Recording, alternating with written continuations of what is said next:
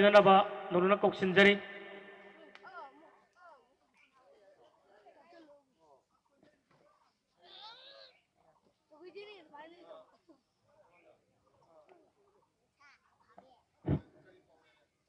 इकाई खुमनजरिबा ताज अहमद दाइस लेंखत्मिननबा नौलुना कौसिनजरी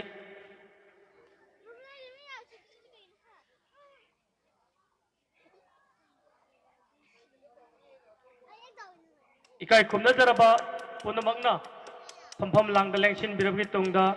सिंजा लांगजरिबगी माइकैदगी लेंयान थी कुतोल तंबिननबा नौलुकजरी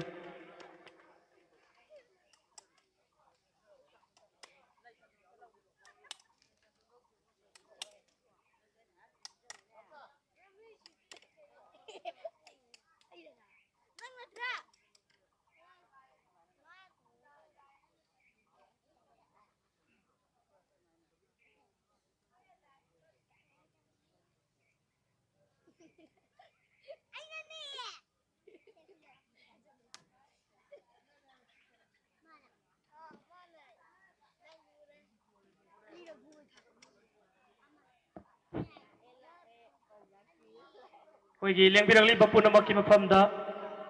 नौलुकजरीबदी ngasai makai surgi nam sakpa solingeda koigi lei ngak katpiragasu hauji ngaktang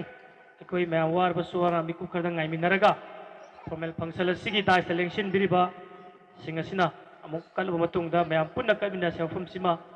lengbirel punmokim phomda puning sing sinjari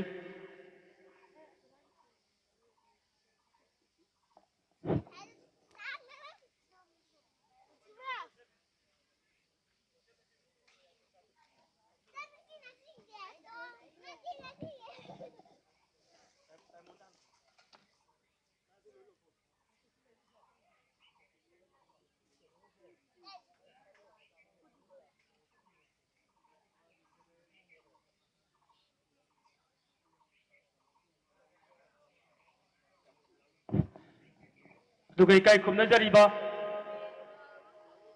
उदाकोगी external secretary मिंगोना पंजरबदा याम्बा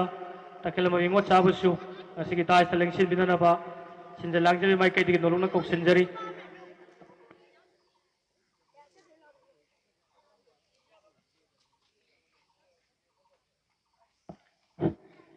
थोइदोंना इकाई खुमनजरीबा ngasiगी दासकी इकाई खुमनजरबसिंगना फमफम Langda लेंसिन बिख्रबमदी page present तौबिरबगी तुंगदा ngasiगी sigumlaba चामगा कुंथ्रागा माथोरक सुबा इबुधौ पौना ब्रजबासी अरोइबा याहिब तानखिबा मफम मसिदा निंगसिंग थरोम पांगथोकपगी थरोम मसे लेंबिरगो पुनमकपु तराम तराम नवोकपगी वरोल थमिननबगीदमक्ता नोलुना कौसिनजरी KI Subun Singh, General Secretary, Pauna Mongpham Protection and Salvation Committee, Kai Kumnajari Yambana, Punamoku Taram Taram Upagi Warol, Tabinarban Luxury, Nugamaratana, Pagudako, ex secretary, Goshin the Langjabi Mike Miku Omatom or Sudai, Selection Benavaduna, Luxury.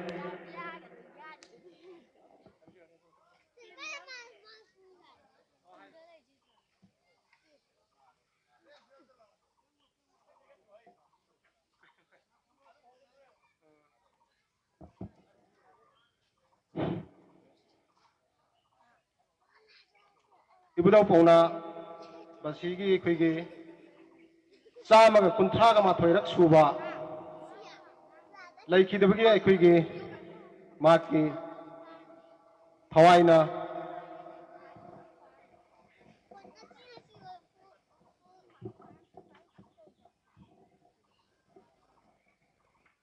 adugumlaba Prithivida Numit Tade Haina Aduma British ki Akal Kalan Tauraba British ki Mayokta Hawaii Pangthokkhiba Aduma Ebudhou Aduna Leikidabagi Sama Kunthama Thoirak Suba Ningsing Thoramasiga Mari Lenana Lakpiriba Nasigi Ekoigi Iramdam Asigi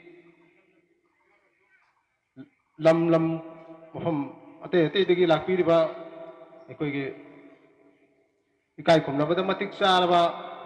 ꯑꯩꯈꯣꯏꯒꯤ ꯑꯇꯤꯊꯤꯁꯤꯡ ꯑꯃꯗꯤ ꯏꯔꯩꯀꯥꯏ ꯑꯁꯤꯒꯤ ꯏꯃꯥ ꯏꯕꯦꯜꯁꯤꯡ ꯁꯥꯇ꯭ꯔ ꯅꯍꯥꯔꯣꯜꯁꯤꯡ ꯑꯃꯗꯤ ꯑꯣꯖꯥ ꯒꯨꯔꯨꯁꯤꯡ ꯄꯨꯝꯅꯃꯛꯅ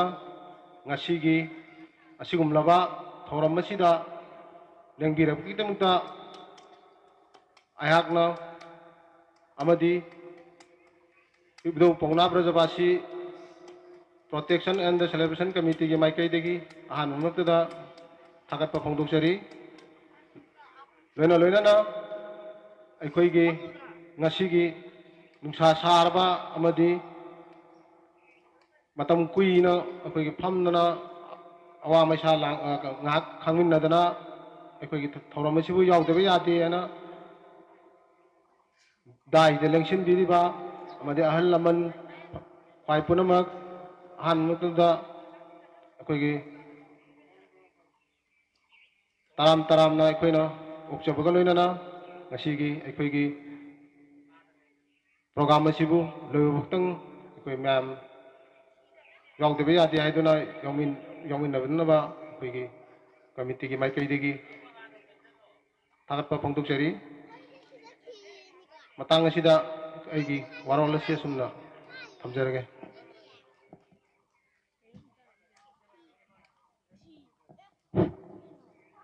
Thagatsari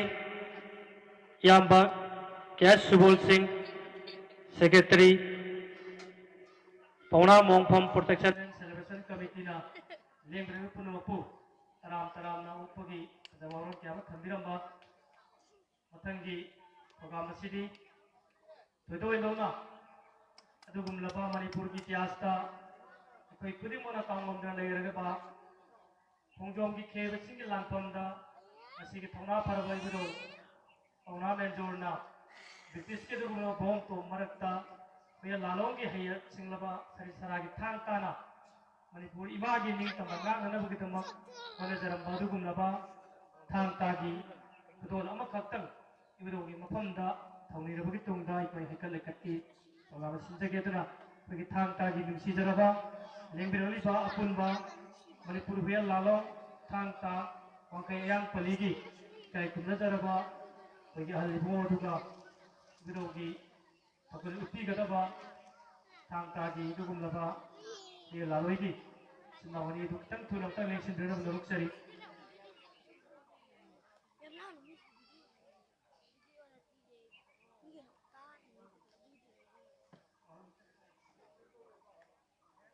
Kuigi matam si katikang thengjalakpana punamangna waro biroi thang tagi silinau sing aduga halaman kai kumna jaraba thang ta si hek loibaga ikoi bingunna salit kuigi salute pibaga loirana hekal lekasi punna taminagadabani aduna kuigi bingungi salute pibigadaba kai kumna jaraba halaman singsu sem sadhan lebidaba ningsing jari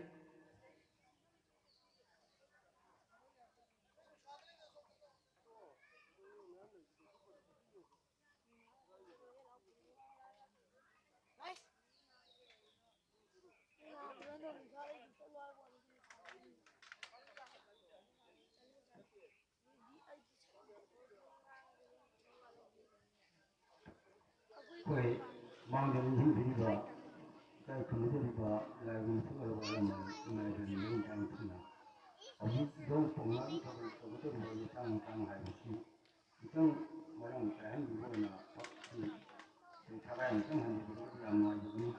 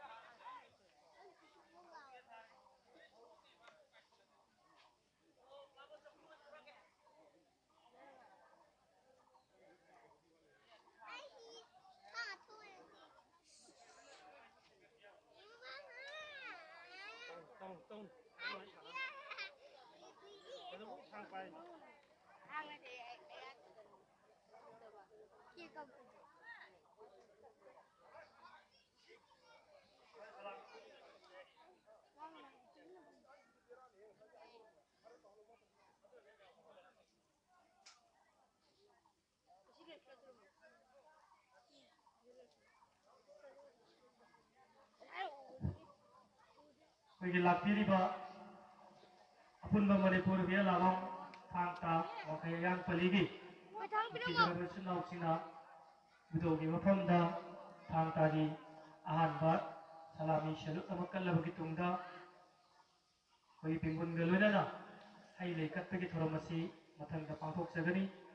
agana thangta di nusi jaraba, isi nawal manur boising, kerkajik tu na matang, Ningsing birana manuruk cari.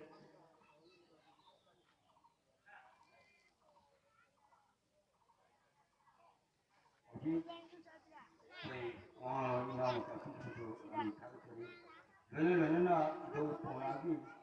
kai punya upa tamu mari dengan mamang pun kita jauh pengaji kita ada saya, kami tentu kau makan, jauh Mongpham jauh penjarakan ini dia pai kerana Aroiba, jadi kita pun tamu tu bersi, betul jadi na.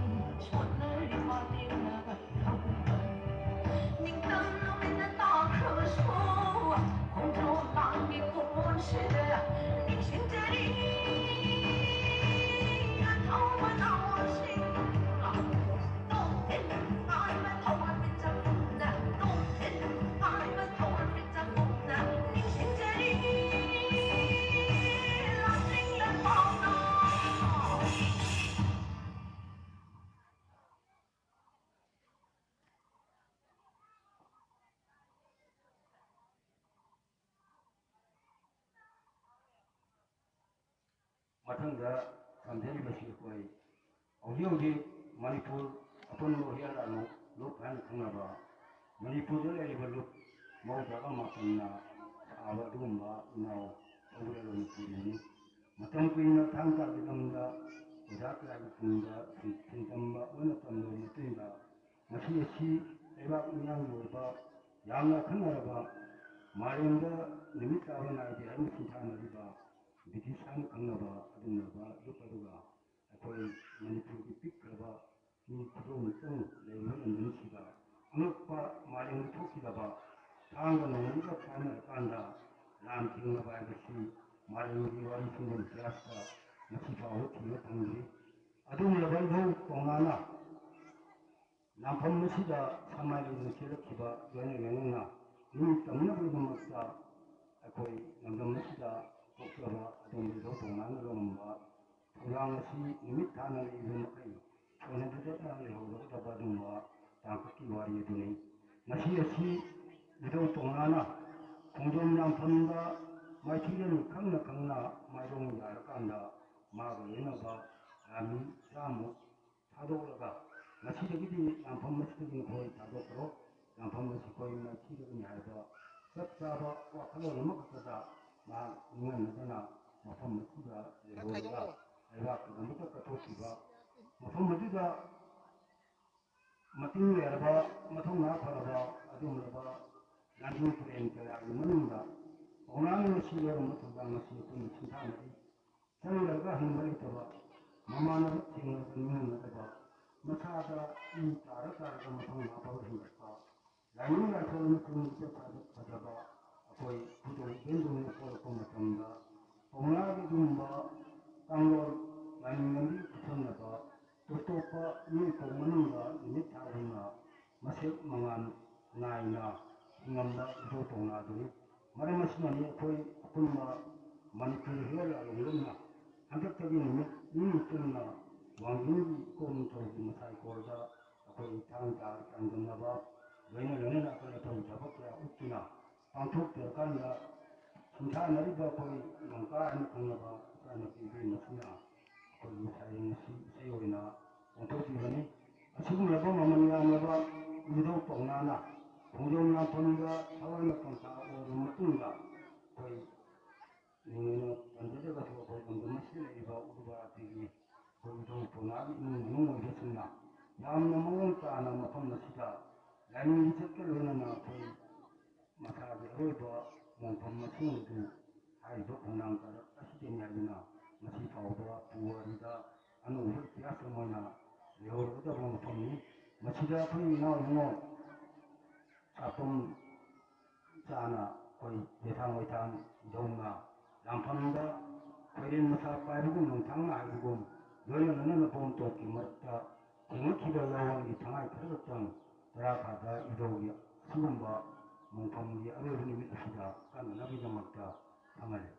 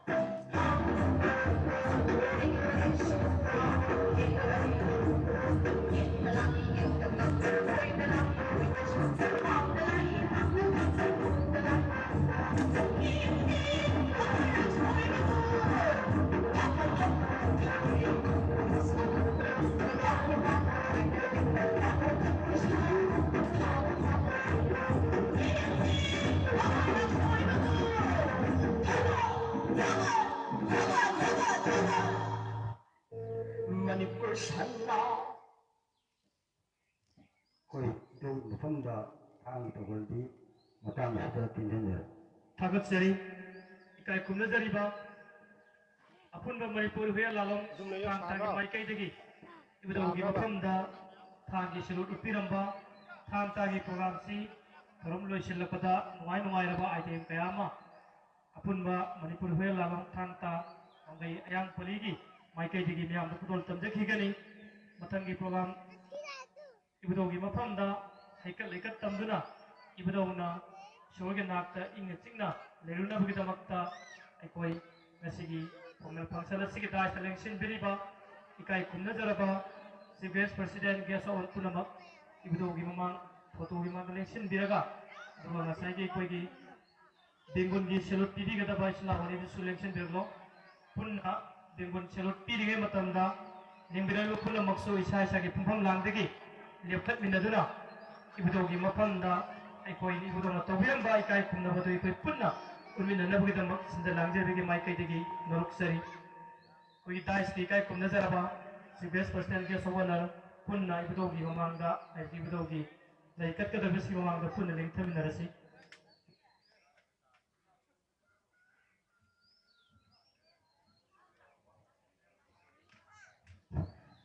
mangdaleng sindiriba lai gudon gi masawara ba halaman imaindol sino sene kwai puna makso objekti Ebudhou sanale bang Manipur sigida makta thawai na ponta pikha badu gumlaba Ebudhou Paona gi damak koi gi salute piba kai kuna bot pasida sai gi pumpham langdegi punamak leptak minaduna saru yamina siadina sinja langjai hogi maikai degi punamak ki Mongphamda noruna gatsari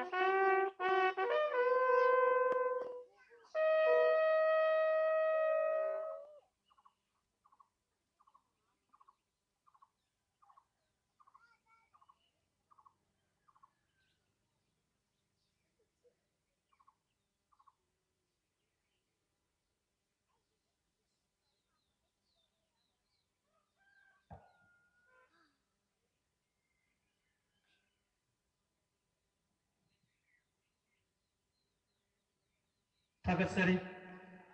ikai kumna jaraba ibudau gi mafamda ekoi punna thongnirabagi tungda hojikti dais ki ikai kumna jariba Vice President Gesogor Singna Mang Thabiraga Ebudhou Paona gi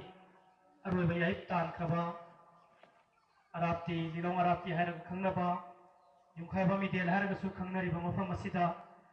ekoi khudimangna Ebudhou na thambiramba sana laibang Manipur kang laipang asi ingna sikna ngakpa ngamjagi haiduna Ebudhou gi mafamda yai pathongniba amadi Ebudhou dagi thogjan binabagi damak punamaki mafamda naruksari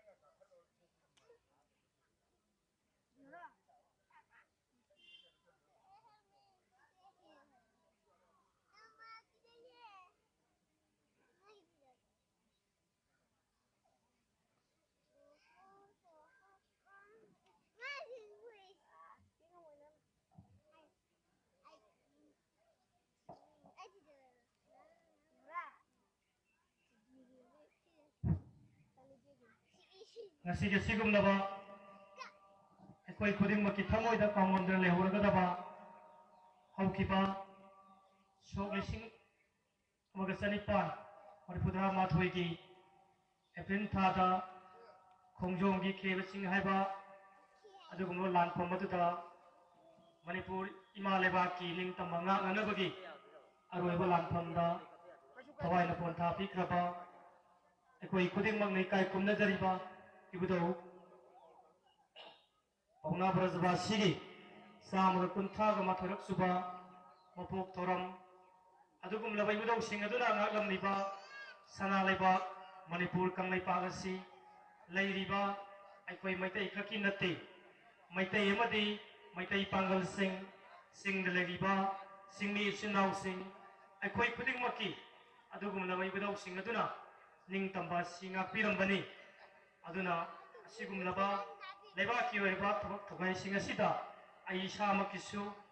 asobo thogai galunana saru yadaba yade haidana lengbiraliba ikai kunajariba mingoina panjarabada nasigi taisa lengsin biriba MD Taj Ahmad ex member bu ꯉꯁꯤꯒꯤ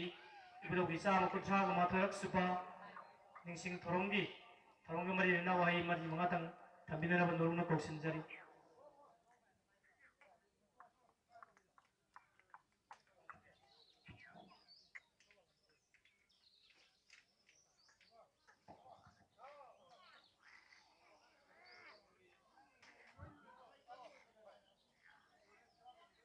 ꯉꯁꯤꯒꯤ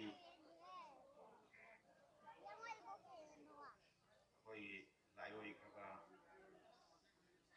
ꯃꯅꯤꯄꯨꯔꯒꯤ ꯅꯤꯡꯇꯝ ꯏꯇꯤꯍꯥꯁ ꯍꯥꯏꯕ ꯇꯥꯔꯦ. ꯃꯅꯤꯄꯨꯔꯒꯤ ꯃꯅꯤꯡ ꯇꯝꯅꯕꯒꯤꯗꯃꯛꯇ ꯊꯋꯥꯏꯅ ꯈꯣꯟꯊꯥ ꯄꯤꯈ꯭ꯔꯕ ꯑꯗꯨꯒꯨꯝꯕ ꯃꯦꯖꯔ ꯄꯥꯎꯅꯥ ꯕ꯭ꯔꯖꯕꯥꯁꯤ ꯉꯁꯤ ꯂꯩꯔꯣꯟ ꯆꯟꯈꯤꯕ ꯆꯍꯤ 138 ꯁꯨꯕ ꯅꯨꯃꯤꯠ ꯑꯁꯤꯗ ꯑꯩꯅ ꯉꯁꯤ ꯍꯩ ꯃꯉꯥ ꯇꯔꯥꯗꯪ ꯐꯪꯕ ꯐꯪꯗꯕꯁꯦ ꯑꯩꯒꯤ ꯈ꯭ꯋꯥꯏꯗꯒꯤ ꯂꯥꯏꯕꯛ ꯐꯕꯅꯤ. ꯇꯁꯦꯡꯅ ꯁꯪꯁꯥꯔ ꯑꯁꯤꯅ ꯂꯣꯏꯗ꯭ꯔꯤ ꯐꯥꯎꯕ ꯁꯅꯥꯒꯤ ꯃꯌꯦꯛꯅ ꯏꯗꯨꯅ ꯂꯩꯍꯧꯔꯒꯗꯕ ꯑꯗꯨꯒꯨꯝꯕ ꯀꯥꯎ ꯉꯝꯂꯔꯣꯏꯗꯕ ꯅꯨꯃꯤꯠ ꯑꯃꯕꯨ ꯆꯍꯤ ꯈꯨꯗꯤꯡꯒꯤ ꯅꯤꯡꯁꯤꯡꯗꯨꯅ ꯉꯁꯤ ꯃꯐꯝ ꯑꯁꯤꯗ ꯄꯥꯡꯊꯣꯛꯇꯨꯅ ꯂꯥꯛꯂꯤꯕ ꯁꯤꯒꯨꯝꯕ ꯊꯧꯔꯝ ꯑꯁꯦ ꯍꯦꯟꯅ ꯃꯄꯨꯡ ꯐꯥꯕ ꯃꯇꯨꯡꯗ ꯑꯆꯧꯕ ꯊꯧꯔꯝ ꯑꯃ ꯑꯣꯏꯅ ꯁꯤꯜꯍꯟꯅꯤꯡꯕꯒꯤ ꯑꯄꯥꯝꯕꯗꯤ ꯑꯗꯨꯃꯛ ꯑꯉꯥꯡ ꯑꯣꯏꯔꯤꯉꯩꯗꯒꯤ ꯍꯧꯅ ꯂꯩꯔꯛꯏ. ꯑꯗꯨꯕꯨ ꯉꯁꯤꯒꯤ ꯑꯩꯈꯣꯏꯒꯤ ꯑꯔꯥꯞꯇꯤꯗ ꯂꯩꯔꯣꯟ ꯆꯟꯈꯤꯕ ꯃꯐꯝ ꯑꯁꯦ ꯑꯃꯨꯛꯀ ꯍꯦꯟꯅ ꯄꯥꯛꯊꯣꯛ ꯆꯥꯎꯊꯣꯛꯅ ꯅꯤꯡꯁꯤꯡ ꯈꯨꯕꯝ ꯑꯃ ꯐꯥꯎꯕ ꯂꯩꯇꯅ ꯉꯁꯤ ꯐꯥꯎꯕ ꯂꯩꯔꯛꯄꯁꯤꯒꯤ ꯄꯦꯟꯗꯕꯗꯤ ꯊꯃꯣꯏꯗ ꯑꯗꯨꯃꯛ ꯂꯩ. ꯑꯗꯨꯕꯨ ꯃꯔꯤ ꯂꯩꯅꯕ ꯑꯣꯊꯣꯔꯤꯇꯤꯁꯤꯡ ꯑꯃꯗꯤ ꯂꯩꯀꯥꯏ ꯑꯁꯤꯒꯤ ꯀ꯭ꯂꯕ ꯃꯩꯔꯥ ꯄꯥꯏꯕꯤ ꯂꯩꯔꯤꯕ ꯑꯩꯈꯣꯏ ꯃꯌꯥꯝ ꯄꯨꯝꯅꯃꯛꯅ ꯃꯁꯤ ꯂꯩꯔꯤꯕ ꯃꯐꯝ ꯑꯁꯤꯗꯒꯤ ꯍꯦꯟꯅ ꯄꯥꯛꯊꯣꯛ ꯆꯥꯎꯊꯣꯛꯅ ꯑꯩꯈꯣꯏꯒꯤ ꯀ꯭ꯔꯤꯃꯦꯇꯔꯤꯌꯝ ꯑꯃ ꯑꯣꯏꯅ ꯍꯥꯏꯕꯗꯤ ꯃꯍꯥꯛꯀꯤ ꯁꯤꯃꯤꯇ꯭ꯔꯤ ꯑꯃ ꯑꯣꯏꯅ ꯃꯍꯥꯛꯀꯤ ꯅꯤꯡꯁꯤꯡ ꯈꯨꯕꯝ ꯑꯁꯦ ꯀꯅꯥꯒꯨꯝꯕ ꯑꯃꯅ ꯍꯦꯛ ꯂꯥꯛꯄ ꯃꯇꯝꯗ ꯄꯥꯎꯅꯥ ꯕ꯭ꯔꯖꯕꯥꯁꯤ ꯍꯥꯏꯕꯗꯤ ꯑꯩꯈꯣꯏꯒꯤꯗꯃꯛꯇ ꯑꯩꯈꯣꯏꯒꯤ ꯇꯨꯡꯒꯤ ꯃꯤꯔꯣꯟꯒꯤꯗꯃꯛꯇ ꯅꯤꯡꯇꯝ ꯂꯥꯟꯗ ꯊꯋꯥꯏ ꯀꯠꯈ꯭ꯔꯕ ꯑꯗꯨꯒꯨꯝꯕ ꯃꯤꯁꯛ ꯑꯗꯣ ꯃꯐꯝ ꯑꯁꯤꯗ ꯄꯣꯠꯂꯣꯏꯈꯤ ꯂꯩꯔꯣꯟ ꯆꯟꯈꯤ ꯍꯥꯏꯕꯁꯦ ꯍꯦꯟꯖꯟꯅ ꯀꯅꯥꯒꯨꯝꯕ ꯃꯤ ꯑꯃꯅ ꯍꯦꯛ ꯂꯥꯛꯄ ꯃꯇꯝꯗ ꯈꯪꯅꯗꯕꯒꯤꯗꯃꯛꯇ ꯑꯗꯨꯒꯨꯝꯕ ꯃꯥꯒꯤ ꯃꯤꯇꯝꯅꯆꯤꯡꯕ ꯅꯠꯇ꯭ꯔꯒꯅ ꯑꯩꯈꯣꯏꯒꯤ ꯁꯤꯃꯤꯇ꯭ꯔꯤꯒꯤ ꯅꯤꯡꯁꯤꯡ ꯈꯨꯕꯝ ꯑꯃꯗꯤ ꯇꯁꯦꯡꯅ ꯁꯥꯐꯝ ꯊꯣꯛꯄꯁꯤ ꯊꯦꯡꯃꯜꯂꯕꯅꯤ ꯍꯥꯏꯕ ꯋꯥꯐꯝ ꯑꯁꯦ ꯑꯩꯒꯤ ꯃꯥꯏꯀꯩꯗꯒꯤ ꯊꯝꯖꯔꯤ. ꯑꯃꯗꯤ ꯃꯁꯦ ꯑꯩꯈꯣꯏ ꯀ꯭ꯂꯕ ꯃꯩꯔꯥ ꯄꯥꯏꯕꯤ ꯂꯝꯗꯝꯁꯤꯗ ꯂꯩꯔꯤꯕ ꯅꯍꯥꯔꯣꯟꯁꯤꯡꯒ ꯈꯨꯠꯁꯝꯅꯔꯒ ꯍꯦꯟꯅ ꯃꯁꯤ ꯃꯇꯨꯡ ꯀꯣꯏꯅ ꯐꯖꯕ ꯃꯑꯣꯡꯗ ꯅꯤꯡꯁꯤꯡ ꯈꯨꯕꯝ ꯑꯃ ꯁꯥꯕ ꯃꯇꯝꯗ ꯑꯆꯧꯕ ꯊꯧꯗꯥꯡ ꯂꯧꯖꯒꯦ. ꯑꯃꯗꯤ ꯉꯁꯤ ꯑꯩꯈꯣꯏꯒꯤ ꯉꯁꯤꯒꯤ ꯇꯨꯡꯒꯤ ꯃꯤꯔꯣꯜꯁꯤꯡꯅ ꯈꯪꯒꯗꯕꯗꯤ ꯑꯩꯈꯣꯏꯅ ꯅꯤꯡꯇꯝ ꯂꯥꯟꯗ ꯊꯋꯥꯏ ꯀꯠꯄꯤꯈ꯭ꯔꯕ ꯃꯈꯣꯏꯁꯤꯡꯒꯤꯗꯤ ꯂꯥꯏꯕꯛ ꯐꯈ꯭ꯔꯕꯅꯤ. ꯇꯨꯡꯗ ꯂꯩꯔꯤꯕ ꯑꯩꯈꯣꯏꯗ ꯇꯝꯖꯍꯧꯁꯅꯨ ꯍꯥꯏꯕꯒꯤ ꯑꯗꯨꯒꯨꯝꯕ ꯄꯔꯥ ꯑꯃꯗꯤ ꯑꯩꯈꯣꯏꯗ ꯇꯝꯕꯤꯔꯝꯃꯕꯅꯤ. ꯇꯝꯕꯤꯔꯝꯃꯤꯕ ꯄꯔꯥꯁꯦ ꯑꯩꯈꯣꯏꯅ ꯃꯄꯨꯡ ꯐꯥꯍꯟꯕ ꯍꯥꯏꯕꯁꯤꯗꯤ ꯑꯩꯈꯣꯏꯅ ꯃꯄꯨꯡ ꯐꯥꯍꯜꯂꯝꯗꯕ ꯇꯥꯔꯒꯗꯤ ꯇꯨꯡꯒꯤ ꯃꯤꯔꯣꯜꯁꯤꯡꯅ ꯁꯨꯝ ꯀꯥꯎꯈꯤꯕꯒꯤ ꯑꯀꯥꯎꯕꯒꯤ ꯂꯩꯔꯣꯟꯅꯨꯡꯗ ꯂꯨꯞꯍꯟꯈꯤꯕꯒꯤ ꯃꯃꯤ ꯑꯃ ꯇꯥꯔꯛꯀꯅꯤ. ꯃꯗꯨ ꯇꯥꯔꯛꯇ꯭ꯔꯤꯉꯩꯒꯤ ꯃꯃꯥꯡꯗ ꯑꯩꯈꯣꯏ ꯂꯩꯔꯤꯕ ꯃꯐꯝ ꯑꯁꯤꯕꯨ ꯑꯩꯈꯣꯏꯒꯤ ꯄꯥꯎꯅꯥ ꯕ꯭ꯔꯖꯕꯥꯁꯤ ꯒꯤ ꯂꯩꯔꯣꯟ ꯆꯟꯈꯤꯕ ꯑꯁꯤꯒꯤ ꯀꯃꯤꯇꯤ ꯑꯃ ꯂꯩꯔꯤꯕꯁꯦ ꯃꯁꯤꯒ ꯄ꯭ꯔꯣꯇꯦꯛꯁꯟ ꯀꯃꯤꯇꯤꯒꯤ ꯑꯃꯗꯤ ꯂꯝꯗꯝꯁꯤꯗ ꯂꯩꯔꯤꯕ CSOꯁꯤ ꯈꯨꯗꯤꯡꯃꯛ ꯁꯝꯅꯔꯒ ꯂꯝꯗꯝꯁꯤꯗ ꯂꯩꯔꯤꯕ ꯍꯥꯏꯕꯗꯤ ꯑꯦꯁꯦꯝꯕ꯭ꯂꯤꯒꯤ ꯊꯥꯛ ꯌꯧꯅ ꯄꯨꯈꯠꯂꯒ ꯃꯐꯝ ꯑꯁꯦ ꯍꯦꯟꯅ ꯅꯤꯡꯁꯤꯡ ꯈꯨꯕꯝ ꯑꯃ ꯑꯣꯏꯅ ꯊꯝꯃꯤꯟꯅꯕꯗ ꯄꯨꯝꯅꯃꯛ ꯑꯆꯧꯕ ꯗꯥꯏꯇ ꯑꯃ ꯂꯧꯃꯤꯟꯅꯔꯁꯤ ꯍꯥꯏꯕ ꯋꯥꯐꯝ ꯑꯁꯤ ꯊꯝꯖꯔꯒ ꯑꯩ ꯉꯁꯤꯒꯤꯗꯤ ꯃꯇꯥꯡ ꯑꯁꯤꯗ ꯇꯦꯟꯁꯤꯟꯖꯔꯤ. ꯊꯥꯒꯠꯆꯔꯤ. ꯇꯥꯖꯀꯤ ꯃꯦꯝꯕꯔ ꯑꯣꯏꯅ ꯁꯦꯟꯕꯤꯔꯤꯕ ꯏꯀꯥꯏ ꯈꯨꯝꯅꯖꯔꯤꯕ MD ꯇꯥꯖ ꯑꯍꯃꯗꯅ ꯌꯥꯝꯅ ꯃꯔꯤꯛ ꯆꯨꯝꯂꯕ ꯏꯕꯨꯙꯧ ꯄꯥꯎꯅꯥ ꯈꯦꯕ ꯆꯤꯡꯒꯤ ꯑꯗꯨꯒꯨꯝꯂꯕ ꯑꯊꯧꯕ ꯂꯨꯆꯤꯡ ꯄꯨꯔꯦꯜ ꯑꯃꯒꯤ ꯂꯩꯔꯣꯜ ꯆꯟꯈꯤꯕ ꯃꯐꯝꯁꯤꯡ ꯑꯁꯤ ꯂꯩꯀꯥꯏ ꯂꯝꯗꯝ ꯑꯁꯤꯒꯤ ꯑꯍꯜ ꯂꯃꯟ ꯃꯔꯨꯞ ꯃꯄꯥꯡ ꯑꯗꯨꯒ ꯁꯤꯚꯤꯜ ꯑꯣꯔꯒꯅꯥꯏꯖꯦꯁꯟ ꯈꯔ ꯈꯛꯅ ꯐꯪꯁꯟ ꯄꯥꯡꯊꯣꯛꯄ ꯅꯠꯇꯅ ꯁꯔꯀꯥꯔꯒꯤ ꯑꯣꯏꯕ ꯀꯔꯤꯒꯨꯝꯕ ꯑꯃꯠꯇ ꯂꯩꯇꯅ ꯑꯁꯤꯕꯨ ꯂꯩꯕꯁꯤ ꯌꯥꯝꯅ ꯊꯃꯣꯏ ꯁꯣꯛꯅ ꯅꯤꯟꯗꯥ ꯇꯧꯕꯤꯔꯝꯕ ꯑꯃꯗꯤ ꯁꯔꯀꯥꯔꯒꯤ ꯄꯨꯛꯅꯤꯡ ꯆꯤꯡꯁꯤꯟꯕꯒ ꯂꯣꯏꯅꯅ ꯑꯉꯝꯕ ꯂꯦꯚꯦꯜꯗ ꯍꯤꯁꯇꯣꯔꯤꯀꯦꯜ ꯃꯣꯅꯨꯃꯦꯟ ꯑꯃ ꯑꯣꯏꯅ ꯄꯥꯡꯈꯠꯅꯕ ꯍꯣꯠꯅꯕꯗ ꯑꯆꯧꯕ ꯊꯧꯗꯥꯡ ꯂꯧꯒꯅꯤ ꯍꯥꯏꯅ ꯇꯥꯛꯄꯤꯔꯝꯕ इकाई कुमनजरीबबु सेंजल लांगजरीबगे माइकैदगे मुक्कन थागल फोंदोकसरी मथंगसिदी थोइदोइनो लेकाई कुमनजरीबा ngasiगी गेस ओगनगी फुलाना लेंसिन देरिबा मिंगवेना पल्लबदा doctor Kiran Jendrabam social activist national advisor Netaji Subhash Chandra Bijay foundation New Delhi इकाई कुमनजरीबबु ngasiगी थोरमसिगी मरिरेना वाई मंगा तरादंग थमिननबा नोरुना कोक्सनजरी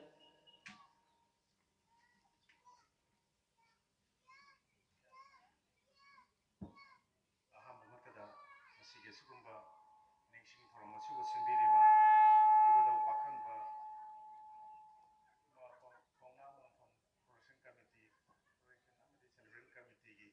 Mathou Leikai Nursery, Luna Nangasi Sumba, Function Asida, Nasigi, Dice Election Biriba, President Nasigi Tom, Mathou and Election Biriba, Yukai, Mite, President Mongpham President and Solution Committee, Yes, of Honorina, Election Biriba, Yunam, Danandra, social worker, Aduga, Kogi, Mamanda, Koyakon, Lozamian, Tambigiba, and Tas Ahmad, Ado Council and Tapi, Yamnoise. Koina, Masia Sugumba, Pangthokkhiba, Ningsing from Masi, Yamna Maruiba, Ningsing from Amani, Haina, Kunasumi. 1891, the Adugumba, Pangthokkhiba, Dinamanda, Hawaii Pangthokkhiba,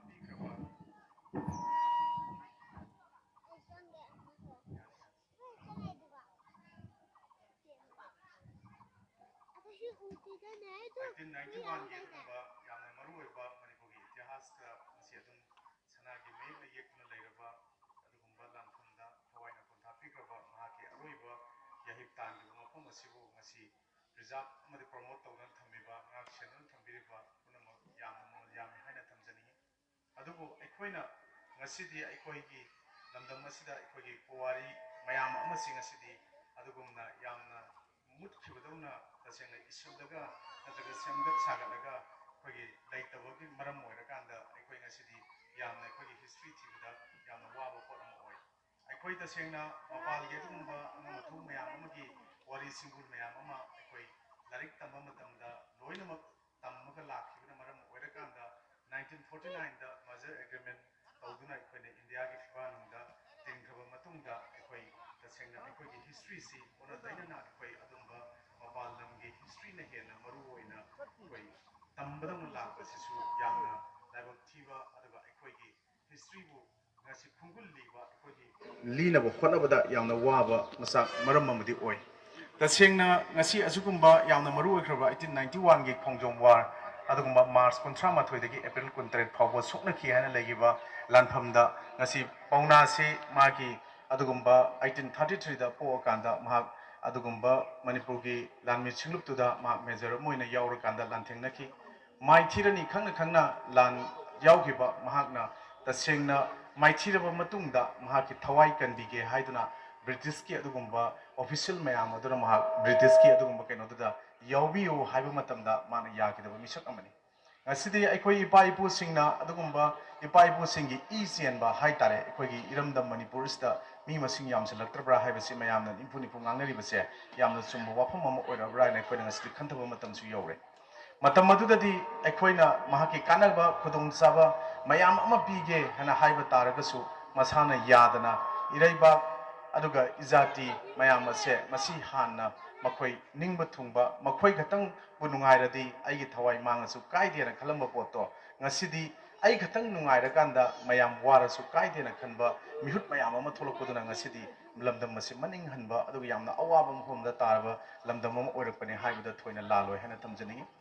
ngasidi adugumba mafam asigi councilor oibiriba mamangda wafam thambigiba fajabaja wafam yam thambigiba manungda aikoigi mafam asigi councilor su oina haibiriba aikoigi inauna ward member na thambigiba wafamda yamna nungsiba pokningda thuklauba aduga masi tawham thokpanina khanba potse ahamba oina ngasi taba matamda yam nungaiba fawe ai jahi kharagi mamangda COVID-19 ꯂꯥꯛꯇ꯭ꯔꯤꯉꯩꯗ ꯁꯤꯒꯤ ꯃꯐꯝꯁꯦ ꯑꯃꯨꯛꯈꯛꯇꯪ ꯑꯩ ꯌꯥꯎꯖꯈ꯭ꯔꯦ celebration ꯂꯥꯛꯄ ꯑꯩ ꯌꯥꯎꯖꯈꯤ ꯑꯗꯨ ꯃꯇꯝ ꯑꯗꯨꯗ ꯉꯁꯤ ꯑꯑꯣꯟꯕ ꯈꯤꯇꯪ ꯎꯏ ꯃꯇꯝ ꯑꯗꯨꯗ ꯃꯁꯤ ꯁꯨꯃꯥꯏꯅ ꯊꯣꯡꯒꯠꯇꯅ ꯌꯥꯝꯅ ꯀꯨꯠꯅ ꯃꯈꯥꯗ ꯑꯗꯨꯃꯥꯏꯅ ꯁꯦꯂꯦꯕ꯭ꯔꯦꯁꯟ ꯇꯧꯔꯝꯕ ꯑꯩ ꯑꯍꯥꯟꯕ ꯊꯦꯡꯅꯖꯈꯤ ꯑꯗꯨꯕꯨ ꯑꯩꯈꯣꯏꯒꯤ ꯂꯩꯉꯥꯛ ꯃꯅꯨꯡꯗ ꯌꯥꯎꯔꯤꯕꯁꯤꯡꯅꯁꯨ ꯃꯐꯝ ꯑꯁꯤ ꯀꯔꯝꯕ ꯖꯒꯥꯅꯣ ꯑꯩꯈꯣꯏꯒ ꯀꯌꯥꯝ ꯁꯥꯒꯣꯟꯅꯅ ꯂꯩꯕ ꯆꯨꯝꯃꯤ ꯃꯁꯤ ꯄ꯭ꯔꯣꯇꯦꯛ ꯑꯦꯟ ꯄ꯭ꯔꯤꯖꯥꯔꯕ ꯇꯧꯕꯗ ꯀꯔꯤ ꯗꯔꯀꯥꯔ ꯑꯣꯏ ꯍꯥꯏꯕ ꯄꯣꯠꯁꯤ इखन खनबीदब माना ngasidi karigumba fencing natraga masigi chap chaba monument amana historical monument amoina thambada masi matik chare hana leiba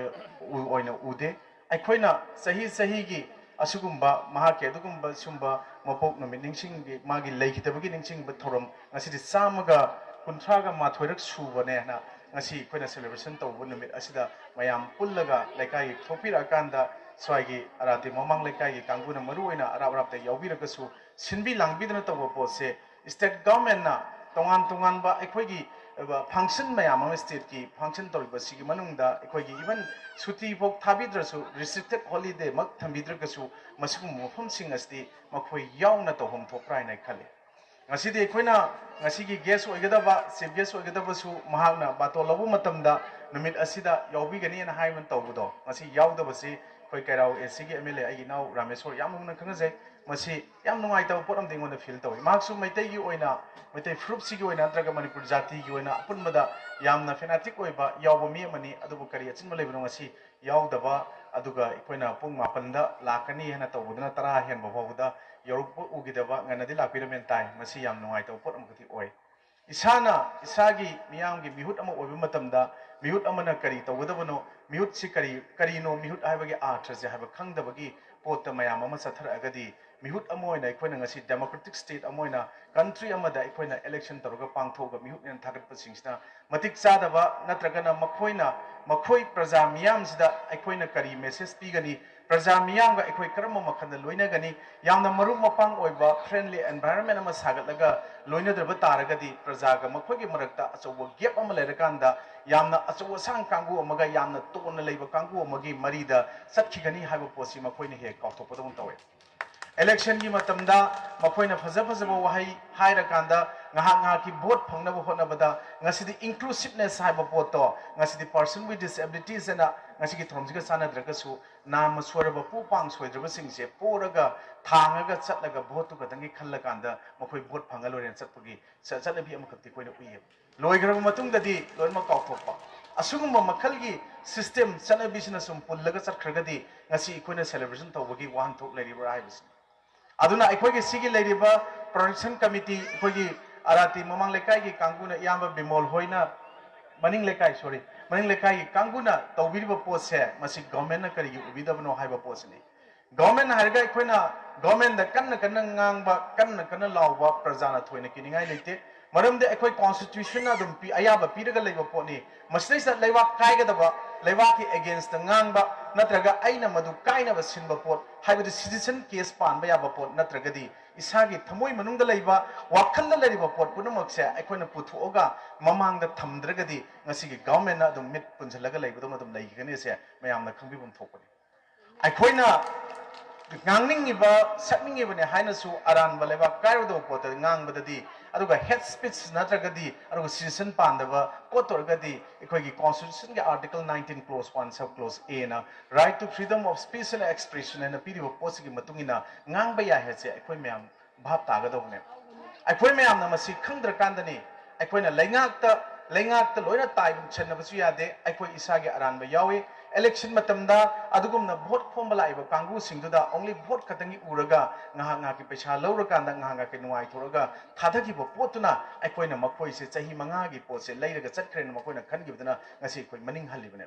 ngasi de aikoi gi ipa ipu singsigi oiba khubum singse chapchana production tawno hodabada hojikti leire adubu wakhal manaba mayam punjan biriba sigi matakta tongan ba manipur gi jaga singdasu information se pipiraga yohallakanda masibu awareness oina chapchana masi aware ohelaba matungda aikoi wakhal manaba singduna khraga tasin khomjillaga government da ngarodragasu kona makoi ikai jajani adum gasigi arati gi kanguna ngasi tawribo posi uraba matamda aduna masigi mafam je chapchana preserve tawba promote tawba protect tawba haibase aikoi gi tungda lakaba surul singi damakta yamna tangai fadabane hana khangadabane ngasi aikoina pauna Brajabashi gi maramda aikoina karigumba larik ama page haiba matamda thirage haiba matamda internet ta loinamak phange malem punamak khubak meyaida khudumbi matonda aikoina namma kanda loinamak phangabane haibase aikoi gi oiba akal tho ipa ipu singi history thibu matamda yamna wan obane kari maramgi no aikoi gi oni isallaga thamba aduga masibu preserve toroga thamba masibu tungi surolda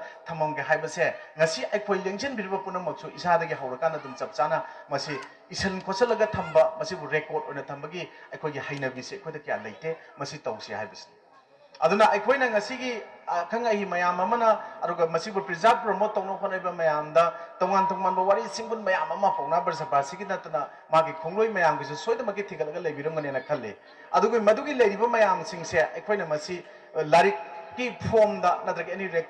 record oina thamakanda living document ama oina thamhogdar taragadi aikoi khara lerakandadi aikoi isani sa masak khangaroi ngasidi anoba education policy new education policy 2022 gi package asisu manungda ahoba aranba mayam ama leyana ngasidi all india safe education committee na ama semjara kanda ngasi manipur state ni guna paijari adu paiba sing sigda karigino haikanda education policy manungda aikoi gi londa aikoi gi iekta class 5 fok natraga 8 fawba sabchana takpi tambigadawani haibagi matakta ngasi anoba khudak ki order na order kakpadawna hindi bu sabchana chanaba lon amu hengadawani north eastern state ta chanadabi yaroi haina lago posiso angakpa khudam amane aduna aikoi gi oiba phunga wari single mayam ama ngasidi mapu mabenna masuda liramba mama ampan lirambagi khudong chaba ngasi leraktabaduna ngasidi lamdam masda thaksi khasi chanabi chana kangon mayam ama mangthara kanda aikoi maning hanba khunai ama orakpase oidana bagi damakta amadi ipa ipu singi adungba ido aikoida ngasi su cheli aikoida I marik ama cheli bho imaleba natraga lamdam asi sokpa yaroi haibagi wakalon pandam mayam ado phangnaba aikoina su honaminaba dakar tangai phade dakar oi haiba posi thamjage loinana aikoigi punamakna ngasidi aikoi isallaga thamba record ona lehongnaba larik oina fongnaba sahi gi asugumba ngasi kontra ma thoi suba pangtho isigi mathangi kontra in thoi subudadi larik macha amasu fongnaba honaminasi aduga larik sing ado record oina library da thamhongnabagi process tawrakanda aikoigi laiba generation sing dasu mateng pangbo oigani hana ai thamjage yamna ngangningi asang wari yam sangna ngangbagi tanjado ai lawjeroi maramde dice member atopasu lairi aduna matam yamna lawningasu matang asi tension jage matung khudong chaba singda ai henna masidagi mayamda aware oyaba mayamga wakal phongthoknaba minaba yaba share tongminaba yaba mayam anytime adum haibiro ekhona khangjaba ngamjaba kharadi ekhoisu pangnaba hona jage adubu yamna ka henna haina ngasi ngangi ekhona ngangani haibagi wafam leijade ekhona haitaba ngangi wada soigi lanbe yauragasu tenbiriba ahlaman imaibel silna moru mupang ise sel punamunasu ngapiyu haiba wahi se thamjaraga aroi boina ai tension jage amuka hanna mayam punam poknona thagasari puno purumjari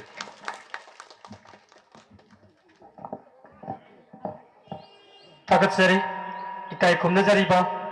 keso onoi pumlang lengshin biriba, mingwena panjaraba doctor, kiran jende anbam, yam tentak po eragasu, yam namachang oiba maru oiba, apung kayama,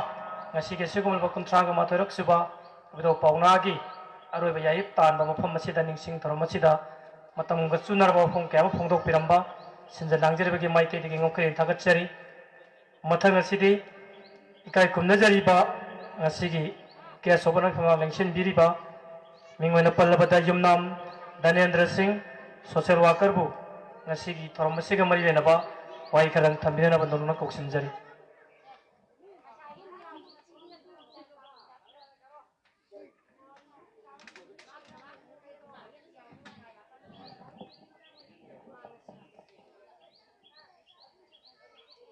asigi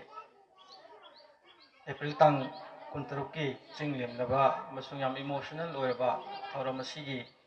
daista dingsin biriba aduga chief guest oina matam jana ayuk mana lengbir klamba hojikti masa lebi hidraba kai kunujraba honorable MLA Kairao assembly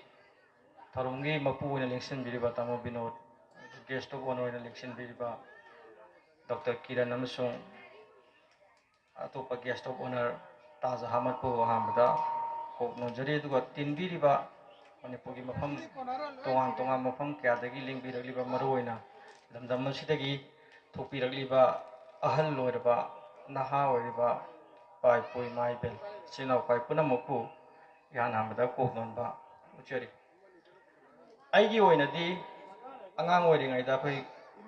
ꯕꯁꯇ government of ꯃꯅꯤꯄꯨꯔꯅ ꯂꯦꯝꯅ ꯇꯣꯡꯍꯟꯕ bus ꯃꯌꯥꯝ ꯑꯃ secretariat ꯃꯃꯥꯡ ꯑꯗꯨꯋꯥꯏ ꯊꯥꯕꯗꯨ ꯑꯗꯨꯋꯥꯏꯐꯥꯎ ꯑꯩꯈꯣꯏꯁꯦ ꯈꯣꯡꯅ ꯆꯠꯂꯒ ꯕꯁ ꯇꯣꯡꯉꯒ ꯌꯥꯝ ꯍꯔꯥꯎ ꯍꯔꯥꯎꯅ ꯈꯣꯡꯖꯣꯝ ꯗꯦꯁꯦ ꯑꯩꯈꯣই ꯆꯍꯤ ꯈꯨꯗꯤꯡꯒꯤ ꯉꯥꯏꯖꯔꯤ ꯌꯥꯝ ꯄꯤꯛꯏꯉꯩꯗꯒꯤ ꯆꯠꯆꯔꯛꯏ ꯈꯣꯡꯖꯣꯝ ꯗꯦꯁꯦ ꯆꯠꯂꯤ ꯑꯗ ꯑꯩꯈꯣꯏꯅ ꯗ꯭ꯔꯃꯥ ꯇꯧꯕꯗ ꯗ꯭ꯔꯃꯥ ꯌꯦꯡꯉꯛꯄꯁꯨ ꯌꯥꯎꯏ ꯑꯗꯒꯤ ꯃꯅꯤꯄꯨꯔꯒꯤ ꯒꯣꯔꯃꯦꯟꯒꯤ ꯂꯨꯆꯤꯡꯕ ꯃꯌꯥꯝ ꯑꯃꯅ ꯃꯈꯣꯏꯒꯤ ꯋꯥꯔꯣꯜ ꯑꯉꯥꯡ ꯑꯣꯏꯅ ꯇꯥꯔꯛꯏ ꯂꯥꯏꯔꯤꯛ ꯇꯝꯕꯗꯁꯨ ꯄꯥꯎꯅꯥꯒꯤ ꯋꯥꯔꯤ ꯌꯥꯎꯔꯛꯄ ꯃꯇꯝꯗ ꯈꯔ ꯆꯥꯎꯈꯠꯂꯛꯑꯒ ꯍꯦꯟꯅ ꯁꯨꯝ ꯈꯪꯅꯤꯡꯕ ꯑꯃ ꯁꯨꯝ ꯐꯥꯎꯈꯤ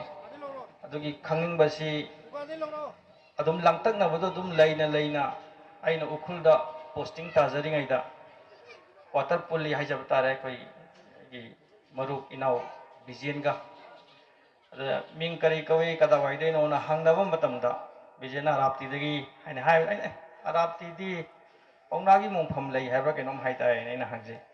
ꯃꯥꯅ ꯂꯩ ꯇꯥꯃꯣ ꯑꯩꯈꯣꯏ ꯂꯩꯀꯥꯏꯗꯅꯤ ꯑꯩꯈꯣꯏ ꯁꯦꯂꯦꯕ꯭ꯔꯦꯠꯁꯨ ꯇꯧꯏ ꯃꯥꯒꯤ ꯄꯣꯂꯣꯏꯈꯤꯕ ꯅꯨꯃꯤꯠꯁꯤꯡꯗꯣꯅ ꯑꯗꯨꯗꯤ ꯑꯩꯁꯨ ꯑꯃꯨꯛꯇ ꯃꯐꯝꯗꯣ ꯑꯩ ꯌꯥꯝ ꯈꯪꯅꯤꯡꯉꯤ ꯑꯃꯨꯛꯇ ꯌꯦꯡꯖꯒꯦ ꯐꯪꯁꯟꯗꯣ ꯑꯃꯨꯛꯇ ꯌꯥꯎꯖꯒꯦꯅ ꯍꯥꯏꯈꯤꯕꯅꯤ ꯃꯗꯨ ꯋꯦ ꯕꯦꯛ ꯏꯟ 2018ꯗꯅꯤ ꯏꯆꯤꯟ ꯏꯅꯥꯎ ꯋꯥꯔꯤ ꯁꯥꯟꯅꯈꯤꯕꯗꯣ ꯑꯗꯨꯒꯤ ꯃꯇꯨꯡꯗ ꯑꯩ ꯀꯥꯎꯈ꯭ꯔꯦ ꯋꯥꯔꯤꯗꯣ ꯑꯗꯨꯒ ꯃꯐꯝꯁꯤꯃꯛꯇꯤ ꯑꯩꯅꯗꯤ ꯇꯣꯏꯅ ꯂꯥꯛꯆꯕ ꯃꯐꯝ ꯑꯣꯏꯕ ꯈꯪꯗꯕ ꯄꯥꯎꯅꯥꯒꯤ ꯑꯔꯣꯏꯕ ꯌꯥꯍꯤꯞꯁꯦ ꯃꯐꯝ ꯑꯁꯤꯗꯅꯤ ꯍꯟꯗꯛꯁꯦ ꯉꯔꯥꯡ ꯅꯍꯥꯟ ꯀꯨꯏꯗ꯭ꯔꯤꯉꯩꯗ ꯑꯌꯨꯛ ꯑꯃ ꯕꯤꯖꯦꯟꯅ ꯐꯣꯟ ꯇꯧꯔꯛꯑꯦ ꯇꯥꯃꯣ ꯑꯩꯈꯣꯏ ꯑꯦꯄ꯭ꯔꯤꯜ ꯇꯥꯡ 16ꯇ ꯄꯥꯎꯅꯥꯒꯤ ꯄꯣꯂꯣꯏꯈꯤꯕꯒꯤꯗꯣ ꯄꯥꯂꯣꯟ ꯇꯧꯒꯗꯣꯏꯅꯤ ꯇꯥꯃꯣ ꯈꯔ ꯌꯥꯎꯕꯤꯌꯨ ꯕꯤꯖꯦ ꯁꯣꯏꯗꯅ ꯌꯥꯎꯖꯒꯦ ꯑꯩꯗꯤ ꯒꯥꯔꯤ ꯑꯆꯧꯕꯁꯨ ꯂꯩꯇꯦ ꯒꯥꯔꯤ ꯃꯆꯥ ꯊꯧꯔꯒ ꯑꯗꯨꯝ ꯂꯥꯛꯀꯦ ꯅꯣꯡ ꯇꯥꯗꯗꯤ ꯐꯅꯤꯗꯥꯅ ꯍꯥꯏꯌꯦ ꯇꯥꯃꯣ ꯑꯩ ꯂꯧꯕ ꯂꯥꯛꯁꯨ ꯂꯥꯛꯀꯦ ꯍꯥꯏ ꯑꯗꯨꯒ ꯃꯥꯅ ꯆꯦꯕꯥꯎ ꯆꯠꯄꯗꯗꯤ ꯑꯩꯒꯤ ꯃꯤꯡꯁꯦ ꯒꯦꯁꯇ ꯑꯣꯏꯅ ꯍꯥꯞꯄꯤꯔꯝꯃꯦ ꯑꯩꯒꯤ ꯑꯣꯏꯅꯗꯤ ꯃꯇꯤꯛ ꯆꯥꯖꯗꯦꯅ ꯈꯟꯖꯩ ꯑꯗꯨꯕꯨ ꯂꯥꯏꯕꯛꯇꯤ ꯌꯥꯝ ꯐꯔꯦꯅ ꯂꯧꯖꯩ ꯉꯁꯤꯒꯤ ꯑꯁꯤꯒꯨꯝꯕ ꯑꯩꯅ ꯀꯨꯏꯅꯗꯒꯤ ꯃꯐꯝꯁꯤ ꯈꯪꯖꯅꯤꯡꯕ ꯑꯗꯨ ꯉꯁꯤ ꯃꯐꯝꯁꯤ ꯈꯪꯕꯗ ꯅꯠꯇꯅ ꯁꯤꯒꯨꯝꯕ ꯐꯪꯁꯟ ꯑꯁꯤꯗ ꯑꯩꯕꯨ ꯒꯦꯁ ꯑꯣꯐ ꯑꯣꯅꯔ ꯑꯣꯏꯕꯁꯨ ꯐꯪꯖꯔꯦ ꯉꯁꯤ ꯑꯩꯒꯤ ꯊꯃꯣꯏꯗ ꯐꯥꯎꯈꯤꯕꯗ ꯃꯥꯡꯗ ꯂꯤꯡꯁꯤꯟꯕꯤꯔꯤꯕ ꯑꯍꯜ ꯑꯣꯏꯔꯕ ꯌꯥꯝꯅꯁꯨ ꯑꯍꯜ ꯑꯣꯏꯔꯕ ꯏꯄꯥ ꯏꯄꯨꯁꯤꯡ ꯏꯃꯥ ꯏꯕꯦꯜꯁꯤꯡ ꯃꯆꯤ ꯂꯦꯡꯗꯅ ꯉꯁꯥꯏꯒꯤ ꯁꯪꯀ꯭ꯔꯤꯇꯣꯟꯒꯤ ꯊꯧꯔꯝ ꯃꯄꯨꯡ ꯐꯥꯅ ꯌꯥꯎꯕꯤ ꯍꯧꯖꯤꯛꯁꯨ ꯂꯩ ꯀꯠꯄꯁꯨ ꯌꯥꯎꯕꯤꯔꯤ ꯑꯗꯨꯒ ꯃꯤꯇꯤꯡ ꯑꯁꯤꯁꯨ ꯇꯥꯕꯤꯔꯤ ꯃꯁꯤ ꯑꯩ ꯊꯃꯣꯏꯗ ꯑꯩꯅ ꯐꯥꯎꯖꯕ ꯑꯃ ꯂꯩ ꯉꯁꯥꯏ ꯁꯪꯀ꯭ꯔꯤꯇꯣꯟꯒꯤ ꯏꯁꯩꯗꯨꯁꯨ ꯈꯣꯡꯖꯣꯝ ꯂꯥꯟꯁꯦ ꯄꯥꯎꯅꯥꯗ ꯁꯩꯊꯥꯔꯒ ꯍꯧꯕꯗꯒꯤ ꯂꯣꯏꯕ ꯐꯥꯎ ꯃꯥ ꯄꯣꯂꯣꯏꯕ ꯑꯦꯄ꯭ꯔꯤꯜ ꯇꯥꯡ 18ꯗꯒꯤꯅ ꯇꯥꯡ 13 ꯐꯥꯎꯕ ꯏꯁꯩ ꯁꯛꯄꯗ ꯕꯣꯝ ꯇꯣꯝ ꯀꯥꯞꯄ ꯐꯥꯎ ꯌꯥꯎꯋꯦ ꯁꯪꯀ꯭ꯔꯤꯇꯣꯟꯗ ꯕꯣꯝ ꯇꯣꯝ ꯀꯥꯞꯄ ꯍꯥꯏꯕ ꯋꯥꯍꯩ ꯁꯤꯖꯤꯟꯅꯒꯅꯤ ꯕ꯭ꯔꯤꯇꯤꯁ ꯁꯤꯖꯤꯟꯅꯒꯅꯤ ꯒꯥꯏꯁꯦ ꯑꯩ ꯄꯨꯟꯁꯤꯗ ꯃꯪꯉꯨꯗꯦ ꯑꯗꯨꯕꯨ ꯑꯩ ꯁꯨꯝ ꯇꯥꯕꯗ ꯃꯣꯏꯒꯤ ꯁꯟꯖ ꯁꯩꯗꯣ ꯀꯥꯏꯗꯕꯤꯗ ꯋꯥꯔꯤꯁꯦ ꯃꯄꯨꯡ ꯐꯥꯅ ꯂꯤꯕꯗ ꯁꯤꯡꯖꯃꯩ 360ꯒꯤ ꯀꯚꯔ ꯇꯧꯔꯤꯕ ꯏꯅꯥꯎꯁꯤꯗ ꯑꯩꯅ ꯍꯥꯏꯕ ꯏꯉꯣ ꯃꯣꯏꯒꯤ ꯁ꯭ꯀ꯭ꯔꯤꯞꯁꯦ ꯀꯅꯥꯅ ꯏꯕꯅꯣ ꯑꯝꯇ ꯍꯪꯕꯤꯌꯣꯅ ꯑꯩꯅ ꯍꯦꯛ ꯍꯪꯕꯗꯤ ꯏꯀꯥꯏꯗꯅ ꯑꯩ ꯁꯨꯝ ꯇꯥꯖꯕꯗ ꯑꯗꯣ ꯑꯩꯈꯣꯏꯒꯤꯗ ꯂꯩꯔꯤꯕ ꯏꯁꯩꯒꯤ ꯐꯣꯝꯁꯦ ꯃꯁꯤ ꯍꯤꯁꯇꯣꯔꯤꯀꯦꯂꯤ ꯉꯁꯥꯏ ꯑꯩꯈꯣꯏ ꯒꯦꯁ ꯑꯣꯐ ꯑꯣꯅꯔ ꯀꯤꯔꯟꯅ ꯗꯣꯛꯇꯔ ꯀꯤꯔꯟꯅ ꯊꯝꯕꯤꯈꯤꯕꯗꯣ ꯌꯥꯝꯅ ꯆꯨꯝꯕ ꯑꯃ ꯂꯩꯕꯅ ꯑꯩꯈꯣꯏꯒꯤ ꯁꯤꯗꯩꯗ ꯔꯤꯇꯟ ꯔꯦꯀꯣꯔꯠꯁꯦ ꯃꯇꯤꯛ ꯆꯥꯅ ꯂꯩꯇꯕꯁꯤ ꯀꯔꯤꯅ ꯁꯝꯒꯦ ꯃꯩꯅ ꯋꯥꯔꯤ ꯇꯥꯡꯅ ꯀꯔꯤꯅ ꯁꯝꯃꯛꯀꯦ ꯍꯥꯏꯕ ꯃꯇꯝꯗ ꯑꯩꯈꯣꯏꯗ ꯂꯩꯔꯤꯕ ꯆꯤꯟꯕꯨꯡꯒꯤ ꯋꯥꯔꯤ ꯑꯗꯨꯒ ꯏꯁꯩ ꯁꯤꯅ ꯌꯥꯝ ꯆꯥꯎꯕ ꯔꯣꯜ ꯑꯃ ꯂꯧꯋꯦꯅ ꯈꯟꯖꯩ ꯈꯣꯡꯖꯣꯝ ꯂꯥꯟꯗ ꯀꯅꯥꯅꯕꯨ ꯂꯥꯏꯚ ꯀꯚꯔꯦꯖ ꯄꯤꯔꯨꯗꯣꯏꯅꯣ ꯃꯇꯝꯗꯨꯗꯗꯤ ꯈꯣꯡꯖꯣꯝ ꯂꯥꯟꯁꯤ ꯂꯥꯟ ꯇꯧꯔꯦ ꯍꯥꯏꯔꯒꯗꯤ ꯌꯨꯝꯊꯣꯡ ꯈꯨꯗꯤꯡꯒꯤ ꯅꯨꯄꯥ ꯑꯃꯃꯝ ꯊꯣꯛꯇꯣꯏꯅꯤ ꯅꯠꯇ꯭ꯔꯒ ꯆꯦꯟꯈꯤꯗꯣꯏꯅꯤ ꯂꯣꯠꯇꯣꯏꯅꯤ ꯑꯗꯨꯒꯨꯝꯕ ꯃꯇꯝꯁꯤꯗꯩꯗ ꯀꯅꯥꯅ ꯂꯥꯟꯐꯝꯗ ꯆꯠꯂꯒ ꯄꯥꯎ ꯂꯧꯔꯨꯒꯗꯣꯏꯅꯣ ꯄꯥꯎ ꯇꯝꯃꯒꯗꯕ ꯑꯀꯟ ꯑꯊꯧꯁꯤꯡꯗꯨꯁꯨ ꯂꯣꯏꯅꯃꯛ ꯁꯤꯈ꯭ꯔꯦ ꯂꯥꯟꯗ ꯌꯥꯝ ꯇꯁꯦꯡꯅ ꯌꯥꯎꯔꯨꯕꯁꯤꯡꯗꯨꯗꯤ ꯀꯅꯥꯁꯨ ꯎꯍꯧꯗ꯭ꯔꯦ ꯀꯅꯥꯁꯨ ꯈꯪꯍꯧꯗ꯭ꯔꯦ ꯑꯗꯨꯅꯕꯨ ꯉꯁꯤ ꯈꯣꯡꯖꯣꯝ ꯋꯥꯟꯁꯦ ꯑꯦꯄ꯭ꯔꯤꯜ ꯇꯥꯡ 12ꯅꯤ ꯇꯥꯡ 15ꯅꯤ ꯉꯁꯤꯐꯥꯎ ꯌꯦꯠꯅꯔꯤ ꯑꯅꯤꯃꯛꯀꯤ ꯄꯣꯏꯟ ꯂꯤꯖꯩ ꯑꯩ ꯈꯪꯖꯕ ꯈꯤꯇꯪ ꯊꯝꯖꯒꯦ ꯃꯔꯛꯁꯤꯗ ꯑꯩꯅ ꯍꯥꯏꯖꯅꯤꯡꯕꯗꯤ ꯁꯝꯖꯦꯠ ꯁꯥꯕꯝ ꯂꯩꯅꯧ ꯍꯥꯏꯕ ꯙꯣꯕꯤ ꯑꯃ ꯌꯥꯎꯔꯝꯃꯦꯅ ꯊꯦꯡꯅꯖꯩ ꯑꯩꯅ ꯄꯥꯖꯕꯗ ꯕ꯭ꯔꯤꯇꯤꯁꯀꯤ ꯙꯣꯕꯤꯅꯤ ꯀꯁꯥꯔꯒꯤ ꯃꯩꯇꯩ ꯃꯥꯅ ꯕ꯭ꯔꯤꯇꯤꯁꯀꯤ ꯂꯥꯟꯃꯤ ꯒ꯭ꯔꯨꯞꯇꯨꯗ ꯌꯥꯎꯔꯛꯑꯒ ꯂꯥꯟꯁꯤꯒꯤ ꯃꯤꯠꯅ ꯎꯕ ꯄꯥꯎꯗꯝ ꯍꯥꯏꯖꯕ ꯇꯥꯔꯦ ꯃꯥꯅ ꯈꯔ ꯎꯍꯧꯕ ꯑꯊꯥꯞꯄꯗꯒꯤ ꯅꯠꯇ꯭ꯔꯒ ꯑꯩꯈꯣꯏ ꯕ꯭ꯔꯤꯇꯤꯁ ꯑꯣꯐꯤꯁꯥꯔꯁꯤꯡꯅ ꯋꯥꯔꯤ ꯁꯥꯕ ꯅꯠꯇ꯭ꯔꯒ ꯁꯤꯕꯥꯏ ꯃꯁꯦꯟ ꯋꯥꯔꯤ ꯁꯥꯟꯅꯕꯗꯨꯗ ꯉꯁꯤꯗꯤ ꯌꯥꯝꯅ ꯃꯊꯧꯅꯥ ꯂꯩꯅ ꯁꯤꯕ ꯁꯨꯡꯀꯤ ꯀꯤꯗꯕ ꯅꯨꯄꯥ ꯑꯃꯅ ꯂꯥꯟ ꯁꯣꯛꯅꯩ ꯃꯥꯏ ꯃꯃꯤꯡꯗꯣ ꯀꯣꯟꯅ ꯍꯪꯅꯕꯗ ꯄꯥꯎꯅꯥ ꯀꯧꯋꯦꯌꯦ ꯀꯥꯏꯅ ꯑꯗꯨꯒꯤ ꯋꯥꯔꯤꯁꯤꯗꯒꯤ ꯃꯔꯨꯑꯣꯏꯅ ꯂꯥꯟꯁꯤ ꯂꯣꯏꯈ꯭ꯔꯕ ꯃꯇꯨꯡ ꯃꯅꯤꯄꯨꯔꯅ ꯃꯤꯈꯥ ꯄꯣꯜꯂꯕ ꯃꯇꯨꯡꯗ ꯃꯐꯩꯒꯟꯁꯤꯗ ꯈꯨꯠꯅ ꯊꯤꯜꯂꯒ ꯏꯁꯩ ꯑꯣꯏꯅ ꯁꯛꯑꯝꯃꯦ ꯍꯥꯏ ꯃꯔꯛ ꯃꯔꯛꯇ ꯀꯧꯇꯥꯁꯨ ꯊꯤꯜꯂꯒ ꯁꯛꯏ ꯍꯥꯏ ꯃꯥꯅ ꯁꯛꯄꯗꯨꯒꯤ ꯏꯁꯩ ꯑꯗꯨꯒꯤ anouba khunung isai da base toba anouba wari amada base toba isai se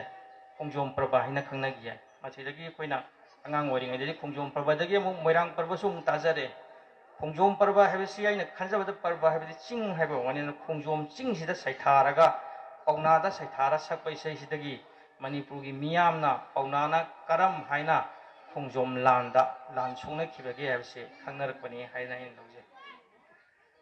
khongjom lan sida pauna brajabashi si brajabashi hai si ma brajabinda bonda mapa siba dagi sakhibdagi kuina leiraga banarasi da kaida chalaga masana mana nauna thangta patikchana haire matungda songi mapalamgi mayangi muju thangta gi monongwa du made pamjabani na khatam kuina leiraga laaga ningthogi thawal tawro matungda brindaban da chalu ye du haidana ningthona nungsidana edudi nang brajabinda bonda chalu di bungo nang mingse ngasi dagi brajabashi na kaurage mathona marinjen lei magi warise akoina amaromda akoina kenogi 1891 gi lan se manipur gi praja mayam sina 1891 gi lan sida hena thawai yau hibasi yam chawba role sisu sagi isai ge dumaina rup mohol gi bir tekendje haiba drama sina lawena aina pawda thengnaje ngalinge matamda asiru tikendrejit jobraj kuirengda bir haibase kanana pi hi mingthonse government of manipur pibra government of india na pibra manipur gi miyam na pibra tikendrajit se birni haibase ahanjing di khangbiram basu yai adubu aina thijan jabadadi tikendrajit haiba nupa sida bir haiba mingthonse maitram birena pire lawe mamdi marga iramba drama du da bir tikendrajit ana kawe madudagi tikendrajit ki mamangda bir se dum hapna gi don to adumain tawdana 1964-65 ta Singjamai Thokchom Leikai dagi pha gi bani tikendrajit se adun Singjamai Thokchom Leikai dagi rumhon gi drama sanaba artist singsina moi lawriba role dugi chapchaba phizon do setlaga Singjamai Thokchom Leikai rumhon babu khongnaga lakpada mayam si yam harauna hai matanda cinema drama kya leina dabanina yam harauna admai sum tawna lakhibadagi di anoba mayol ma manipur sina 1972 da statehood phangba matamdagi di kogi manipur state function oina tawrei state function oina tawbisidasu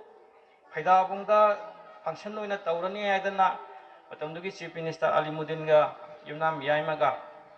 moi anihum leiringai da aina tajabada government of india gi order ma fax tar keno lakpa male adu function tawganu haidana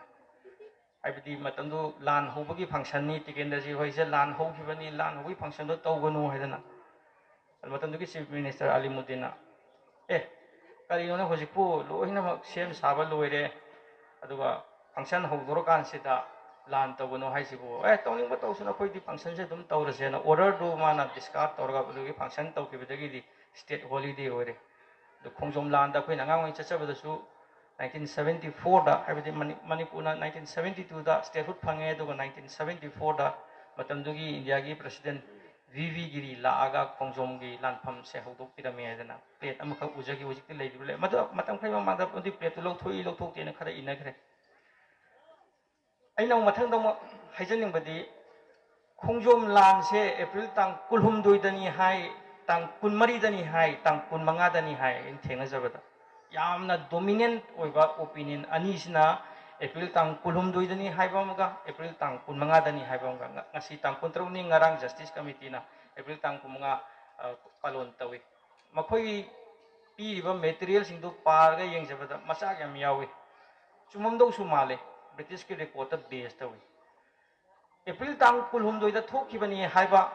pau wari mayam se pazaru budasu chumamdo su male khwaidagi hena chumamdo manbe april tang kulhum doigi wari je ai ngasi tamo binotagi phangje aina tamo aham lakpada aina hangje tamo bimol ngapikan aina tamo hana khangna jate aina ngasi hangjabani khoi inau bijena haibi si khongnang ani hauri se amana paunagi nungpok luklen lomda mana khoya romda ani thagi bene chumamdo male mamdi akhoi maitegi di khongnang thaba u thaba khudam changdam oina thamna basi yam chanabani na soidong ki chumani khali chumju chumam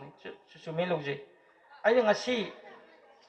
Paona Brajabashi ga april tang kulhum doi gara kunmanga gara na ai thamoi sum paruba conflicting mayam report sing du da ꯑꯅꯤꯃꯛ ꯏꯆꯨꯝ ꯆꯨꯝꯕ ꯃꯥꯟꯕ ꯑꯗꯣ ꯑꯩ ꯉꯁꯤꯗꯤ ꯑꯩ ꯊꯃꯣꯏꯗ ꯌꯥꯝꯅ ꯑꯩꯅ ꯀꯟꯚꯤꯟꯁ ꯑꯣꯏꯅ ꯑꯩꯅ ꯈꯪꯖꯕ ꯑꯃꯗꯤ ꯂꯩꯔꯦ ꯑꯩ ꯇꯥꯃꯣꯗ ꯍꯪꯒꯦ ꯇꯥꯃꯣ ꯃꯐꯝꯁꯤ ꯄꯣꯠꯂꯣꯏꯈꯤꯕꯅ ꯇꯥꯡ 23ꯅꯤ ꯁꯤꯗꯤ ꯁꯣꯏꯗ꯭ꯔꯕ꯭ꯔꯥ ꯇꯥꯡ 23ꯅꯤ ꯍꯥꯏꯁꯦ ꯁꯣꯏꯗ꯭ꯔꯦ ꯃꯐꯝꯁꯤ ꯁꯤꯡꯒꯩ ꯀꯧꯏ ꯊꯥꯏꯅ ꯁꯤꯡꯒꯩ ꯑꯃꯗ ꯁꯤꯡꯒꯩꯁꯤ ꯆꯟꯗ꯭ꯔꯀꯤꯇꯤ ꯃꯍꯥꯔꯥꯖꯒꯤ ꯁꯤꯡ ꯄꯩꯐꯝ ꯑꯣꯏꯕꯖꯥꯠꯅꯤ ꯁꯤꯡꯒꯩ ꯄꯩꯐꯝ ꯑꯗꯨꯒ ꯌꯨꯝꯈꯥꯏꯕꯝ ꯍꯤꯗꯦꯟ ꯇꯥꯃꯣꯅ ꯉꯁꯥꯏ ꯍꯥꯏꯕꯤ ꯄꯥꯎꯅꯥꯁꯤ ꯄꯥꯎꯅꯝ ꯁꯥꯒꯩꯒꯤ ꯃꯆꯥ ꯃꯁꯨꯅ ꯂꯧꯔꯨꯕꯔꯥ ꯍꯥꯏꯕꯗ ꯃꯗꯨ ꯍꯥꯏꯕꯁꯨ ꯌꯥꯎꯏ ꯑꯗꯨꯕꯨ ꯇꯥꯃꯣ ꯍꯣꯏꯅ ꯇꯥꯕꯤꯕ ꯃꯇꯝꯗꯗꯤ ꯇꯥꯃꯣ ꯍꯣꯏꯒꯤ ꯁ꯭ꯋꯥꯏꯒꯤ ꯑꯍꯜ ꯂꯃꯟ ꯈꯔꯅ ꯆꯠꯂꯒ ꯂꯧꯔꯨꯕꯅꯤ ꯍꯥꯏ ꯋꯥꯔꯤꯁꯦ ꯑꯩ ꯑꯃꯨꯛ ꯁꯝꯖꯤꯟꯖꯔꯛꯀꯦ ꯄꯥꯎꯅꯥ ꯏꯕꯨꯙꯧ ꯄꯥꯎꯅꯥꯁꯤ ꯂꯩꯈꯤꯗ꯭ꯔꯕ ꯃꯇꯨꯡꯗ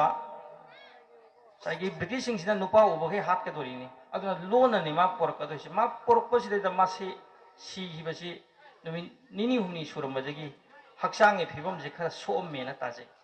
ꯍꯛꯆꯥꯡꯒꯤ ꯐꯤꯕꯝ ꯁꯣꯛꯄ ꯍꯥꯏꯕꯗꯤ ꯂꯩꯈꯤꯗ꯭ꯔꯒꯗꯤ ꯃꯅꯝ ꯃꯍꯥ ꯆꯦꯜꯂꯛꯏ ꯑꯗꯨꯅ ꯃꯥꯁꯤ ꯐꯣꯡꯅ ꯄꯣꯔꯛꯄꯁꯨ ꯌꯥꯗꯕꯅꯤꯅ ꯆꯤꯡꯈꯣꯡꯁꯤꯌꯥꯗ ꯄꯨꯔꯒ ꯂꯥꯛꯄꯁꯤꯗꯩꯗ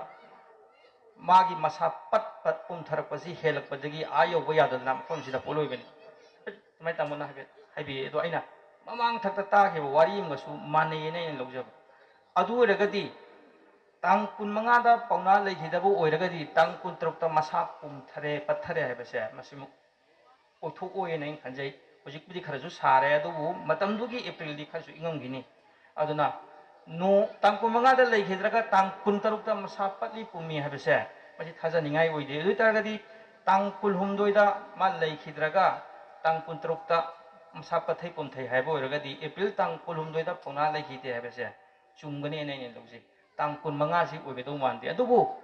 ꯇꯦꯡꯒꯣꯜ ꯂꯝꯄꯥꯛꯇ ꯑꯦꯄ꯭ꯔꯤꯜꯒꯤ ꯇꯥꯡ 15ꯗ ꯂꯥꯟ ꯁꯣꯛꯅꯈꯤ ꯍꯥꯏꯕꯁꯤꯗꯤ ꯑꯏꯕ ꯃꯌꯥꯝ ꯑꯃ ꯕ꯭ꯔꯤꯇꯤꯁꯀꯤ ꯔꯦꯀꯣꯔꯠ ꯃꯌꯥꯝ ꯑꯃ ꯄꯨꯊꯣꯛꯑꯒ ꯏꯕꯅꯤꯅ ꯃꯗꯨꯁꯨ ꯆꯨꯝꯃꯝꯗꯧ ꯃꯥꯜꯂꯤ ꯋꯥꯔꯁꯤꯗ ꯕꯦꯇꯜ ꯃꯌꯥꯝ ꯑꯃ ꯆꯪꯉꯤ ꯉꯁꯤ ꯈꯛꯇꯪ ꯑꯩꯈꯣꯏ ꯄꯨꯡ 10ꯗ ꯆꯞ ꯆꯥꯅ ꯅꯣꯡꯃꯩ ꯀꯥꯞꯅꯁꯤ ꯀꯩꯁꯨ ꯍꯥꯏꯔꯣꯏ ꯃꯥꯒꯁꯨ ꯀꯥꯞꯅꯔꯝꯒꯅꯤ ꯃꯥꯒꯁꯨ ꯀꯥꯞꯅꯔꯝꯒꯅꯤ ꯑꯅ ꯊꯧꯕꯥꯜ ꯑꯊꯣꯛꯄꯝꯗ ꯌꯥꯁꯀꯨꯜ ꯂꯥꯛꯄꯒ ꯁꯦꯡꯒꯣꯏ ꯁꯅꯥꯒ ꯃꯄꯥ ꯃꯆꯥꯅ ꯊꯧꯕꯥꯜ ꯑꯊꯣꯛꯄꯝꯗ ꯂꯩꯔꯝꯕ ꯕ꯭ꯔꯤꯇꯤꯁꯁꯤꯡꯁꯤ ꯀꯟꯅ ꯂꯥꯟ ꯁꯣꯛꯅꯕꯗꯒꯤ ꯕ꯭ꯔꯤꯇꯤꯁꯅꯁꯨ ꯃꯣꯏꯁꯨ ꯆꯪꯁꯤꯟꯕ ꯉꯝꯗ꯭ꯔꯦ ꯈꯔ ꯑꯃꯨꯛ ꯍꯟꯇꯣꯛꯑꯁꯦꯅ ꯃꯣꯏ ꯍꯟꯇꯣꯛꯈꯤꯕꯁꯤꯗ ꯃꯣꯏꯁꯤ ꯇꯥꯟꯅꯕ ꯑꯣꯏꯅ ꯆꯪꯁꯤꯜꯂꯤꯁꯤꯗ ꯂꯨꯆꯤꯡꯉꯤꯁꯤ ꯃꯦꯖꯔ ꯌꯦꯡꯈꯣꯏꯕꯅꯤ ꯌꯦꯡꯈꯣꯏꯕ ꯑꯃꯁꯨꯡ ꯃꯍꯥꯛꯀꯤ ꯀꯥꯡꯕꯨꯅꯤ ꯀꯩꯅꯣꯗꯤ ꯌꯥꯏꯁꯀꯨꯜ ꯂꯥꯛꯄ ꯃꯄꯥ ꯃꯆꯥꯗꯤ ꯊꯧꯕꯥꯜ ꯑꯊꯣꯛꯄꯝꯗ ꯇꯨꯈ꯭ꯔꯦ ꯌꯦꯡꯈꯣꯏꯕ ꯑꯣꯏꯅ ꯇꯥꯟꯅꯕꯁꯤꯗꯩꯗ ꯔꯤꯏꯟꯐꯣꯔꯁꯃꯦꯟ ꯄꯤꯁꯜꯂꯤꯁꯤ ꯑꯩꯅ ꯇꯥꯖꯕꯗ ꯄꯥꯎꯅꯥꯒ ꯆꯣꯡꯊꯥꯃꯤꯌꯥꯒ ꯃꯈꯣꯏꯅ ꯂꯥꯟꯃꯤ ꯂꯥꯏꯔꯤꯛ ꯈꯔꯗꯅ 100 ꯍꯥꯏ ꯂꯥꯏꯔꯤꯛ ꯈꯔꯗꯅ 300 ꯍꯥꯏ ꯄꯨꯔꯒ ꯇꯥꯟꯅꯕꯅꯤ ꯑꯗꯨꯒ ꯄꯂꯦꯜꯒꯤ ꯂꯥꯟꯐꯝꯁꯤꯗ ꯑꯦꯄ꯭ꯔꯤꯜꯒꯤ ꯇꯥꯡ 18ꯗ ꯄꯂꯦꯟꯗ ꯇꯨꯈꯤꯕ ꯋꯥꯡꯈꯩ ꯃꯩꯔꯥꯕꯁꯤ ꯃꯥꯗꯤ ꯃꯤ 17ꯒ ꯇꯨꯏ ꯍꯥꯏ ꯃꯩꯔꯥꯕꯒꯤ ꯑꯦꯄ꯭ꯔꯤꯜꯒꯤ ꯇꯥꯡ 18ꯗ ꯇꯨꯏ ꯍꯥꯏꯕꯁꯤꯗꯤ ꯕ꯭ꯔꯤꯇꯤꯁ ꯔꯦꯀꯣꯔꯠꯅꯁꯨ ꯑꯗꯨꯒ ꯃꯅꯤꯄꯨꯔꯒꯤ ꯑꯏꯕ ꯃꯌꯥꯝꯅꯁꯨ ꯌꯦꯠꯅꯗꯦ ꯄꯥꯎꯅꯥꯒꯤꯁꯤꯗꯗꯤ ꯈꯔ ꯌꯦꯠꯅꯩ ꯃꯁꯤꯒꯤ ꯃꯔꯝꯁꯦ ꯑꯩꯅ ꯈꯟꯖꯕꯗ ꯌꯦꯡꯈꯣꯏꯕꯅ ꯍꯥꯟꯅ ꯂꯥꯟꯖꯤꯡ ꯄꯨꯔꯦꯟ ꯑꯣꯏꯅ ꯆꯪꯈ꯭ꯔꯕ ꯔꯤꯏꯟꯐꯣꯔꯁꯃꯦꯟ ꯑꯣꯏꯅ ꯆꯪꯉꯛꯏꯅ ꯄꯥꯎꯅꯥꯒ ꯆꯣꯡꯊꯥꯃꯤꯌꯥꯒ ꯑꯅꯤꯁꯤꯒꯤ ꯃꯔꯛꯁꯤꯗ ꯑꯃꯨꯛ ꯄꯥꯎꯅꯥꯗꯤ ꯃꯃꯥꯡ ꯊꯛꯇ ꯋꯥꯔꯤ ꯃꯇꯦꯛ ꯑꯃꯗ ꯅꯔꯁꯤꯡꯍ ꯃꯍꯥꯔꯥꯖ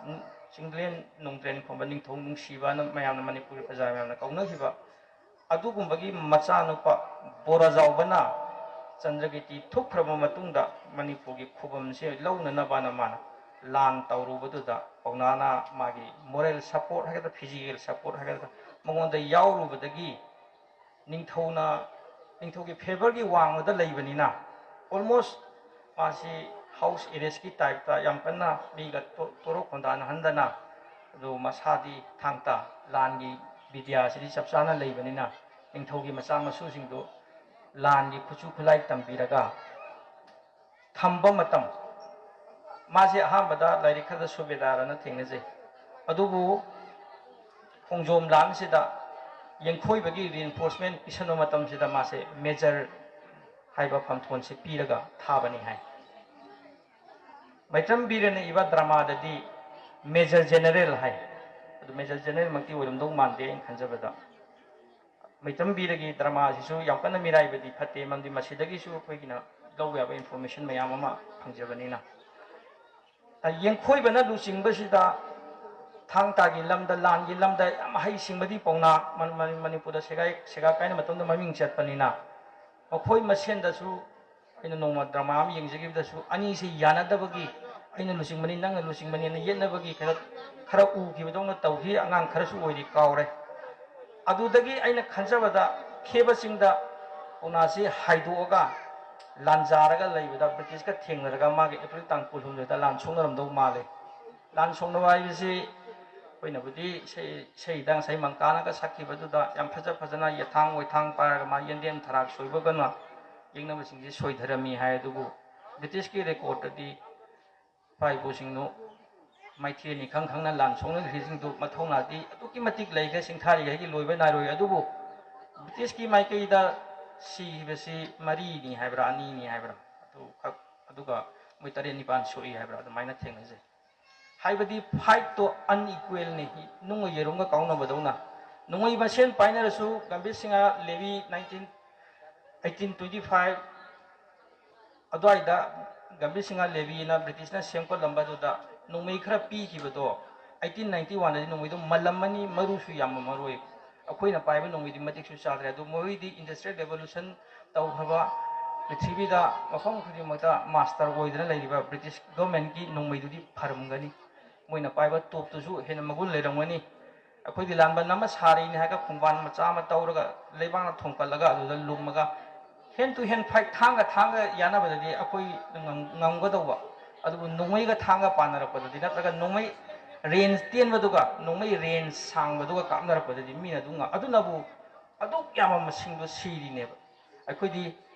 ꯁꯥ ꯂꯥꯟꯗꯗꯤ ꯌꯥꯝ ꯍꯩꯕ ꯔꯦꯁ ꯑꯃ ꯑꯣꯏꯅ ꯖꯥꯇꯤ ꯑꯃ ꯑꯣꯏꯅ ꯂꯩꯔꯒ ꯑꯗꯨꯛ ꯌꯥꯝꯅ ꯈꯣꯡꯖꯣꯝꯒꯤ ꯂꯥꯟꯐꯝꯗ ꯃꯩꯇꯩ ꯃꯌꯥꯝꯁꯤꯅ ꯁꯤꯔꯒ ꯃꯅꯤꯄꯨꯔꯒꯤ ꯂꯥꯟꯃꯤ ꯃꯌꯥꯝꯁꯤꯅ ꯁꯤꯔꯒ ꯕ꯭ꯔꯤꯇꯤꯁꯀꯤ ꯂꯥꯟꯃꯤꯗ ꯀꯔꯤꯒꯤ 3-4 ꯁꯤꯔꯤꯅꯣꯅ ꯍꯪꯉꯒꯗꯤ ꯈꯨꯠꯂꯥꯏ ꯃꯥꯟꯅꯗꯕꯒꯤꯅꯤ ꯑꯩꯅ ꯂꯧꯖꯩ ꯈꯨꯠꯂꯥꯏ ꯃꯥꯟꯅꯗ꯭ꯔꯕ ꯂꯥꯟꯐꯝ ꯑꯗꯨꯗ ꯁꯤꯔꯅꯤ ꯍꯥꯏꯕꯁꯤ ꯈꯪꯅ ꯈꯣꯡꯖꯣꯝꯒꯤ ꯏꯕꯨꯙꯧ ꯄꯥꯎꯅꯥꯒꯤ ꯃꯥꯒꯤ ꯃꯨꯔꯇꯤꯒꯤ ꯂꯦꯛꯇꯨꯒꯤ ꯃꯈꯥꯗ ꯆꯥꯎꯔꯥꯛꯅ ꯂꯩꯕꯥꯛ ꯃꯆꯥ ꯑꯩꯈꯣꯏꯅ ꯀꯥꯞꯄ ꯅꯣꯡꯃꯩ ꯃꯔꯨꯗꯤ ꯌꯧꯗ꯭ꯔꯦ ꯃꯣꯏꯅ ꯀꯥꯞꯄꯛꯄ ꯅꯣꯡꯃꯩ ꯃꯔꯨꯗꯤ ꯌꯧꯏ ꯑꯗꯨꯒ ꯅꯤꯡꯇꯝꯕꯒꯤ ꯅꯨꯃꯤꯠꯇꯤ ꯇꯥꯈ꯭ꯔꯅꯤ ꯑꯩꯗꯤ ꯃꯥꯏ ꯂꯩꯔꯒꯗꯤ ꯆꯦꯜꯂꯔꯣꯏ ꯅꯣꯏ ꯆꯦꯟꯒꯦꯗꯤ ꯆꯦꯜꯂꯣ ꯑꯩꯗꯤ ꯈꯣꯡꯐꯝ ꯍꯜꯂꯔꯣꯏ ꯍꯥꯏꯗꯅ ꯑꯗꯨꯃꯥꯏꯅ ꯆꯥꯎꯔꯥꯛꯄ ꯑꯃ ꯏꯔꯦ ꯃꯗꯨꯃꯛ ꯍꯥꯏꯔꯝꯗꯧꯕ ꯃꯥꯜꯂꯦ ꯃꯔꯝꯗꯤ ꯆꯦꯜꯂꯨꯔꯒꯁꯨ ꯀꯥꯟꯅꯔꯔꯣꯏ ꯑꯩꯈꯣꯏꯒꯤ ꯍꯥꯏꯕ ꯑꯃ ꯂꯩꯗꯥꯏꯅꯦ ꯑꯩꯈꯣꯏ ꯏꯪꯂꯤꯁꯇ over my dead body nang tawrido sunga yaroi nang tawrido yage harigadi ai hana hatlu ai hatla matungda yani adumaina paunasu noina ngame khange noina nongmai pai noina loina mak ngame haibise ai khange ai lami loi sire haibise khange adubu ai hatri gaidi noi manipur se loksan ba yaroi adu ai hatlona adumaina thaunadu da hairam do male adunani magi mangak ka i haise sala da thang haibada thang haiba thang ta haiba bidya sida mapa leitana hairiba paunabu kanana changsallaga hen to hen fight manga kakka doino oithokta bawane magi manga kakrido upai leitre chume noina lanpham sing ngame ado aigi lami ju sire khulai su matik chadre do noina ai hatri gaidi manipur se noina loksan ba haibadi oiroi ado noi lao ai halulo aina mangak si mana offer tawraga kakpa natragadi paunagi mangak se kakpa ngamon adudagi ne khoina wari meyam ama paunada Britishna offer tawi nang nathona yam phai manipur se soinum ki mikha polani nang manipur ya choba phamama pige khoina misang oyu haise masi hairam basu yai hairam da basu yai adubu circumstances singdudadi paunaga mohoiga ngahak wari sanabi matamdi sungsoi sodana phangamgani habse ai khangjai yathang woithang pairiba paunado pistol mamanda kaidodoino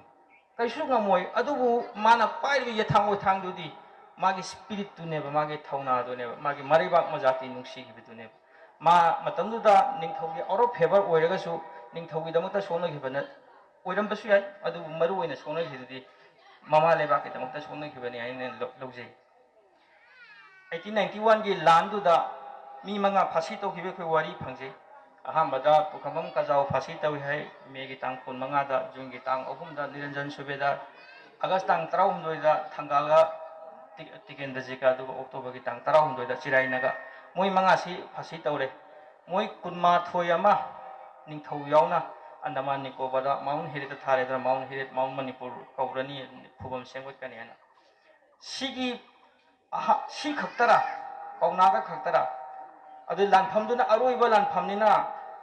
awasi manipurdagi 1825 adwaida 26 adwaida tanthokkhibadagi chahi hufum ki matung da mu chahi tre khuntaurba matung chahi ꯍꯨꯝꯐꯨꯃꯨꯛꯀꯤ ꯃꯇꯨꯡꯗ ꯑꯃꯨꯛ ꯃꯅꯤꯄꯨꯔꯁꯤ ꯅꯤꯡꯐꯥ ꯇꯝꯗꯣꯔꯦꯅ ꯃꯗꯨꯗꯒꯤ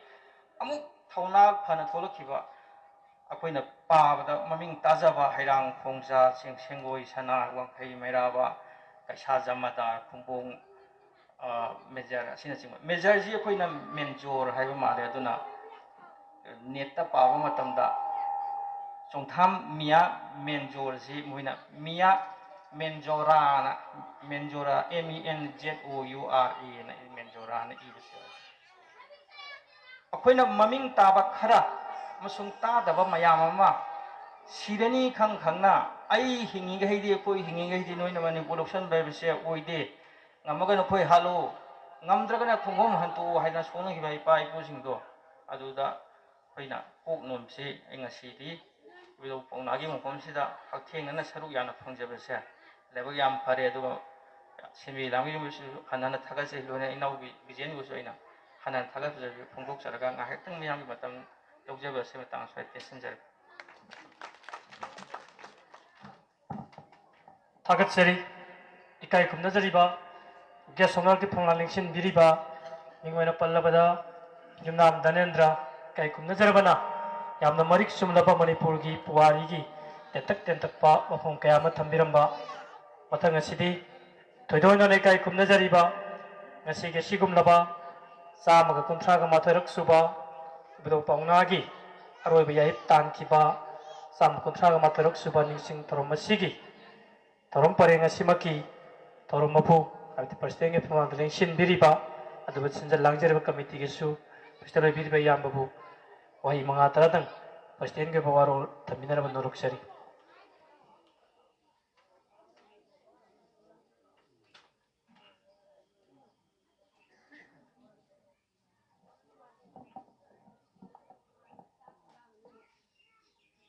ꯑꯍꯥꯟꯕꯗ Ebudhou Paona Brajabashi Mongpham asibu ikai khumnaba utuna kongnon khuramjari loinana phampham langaling sinbiriba Voice of Honors ki phampham langaling sinbiriba inau Kiran Yendrembam miyamna Dr. Kiran harga khangnaba loinana maru bhaibatai unabati sakhangnabati ngasi kana hanmani Anam Ghanendra, social worker, aduga ward city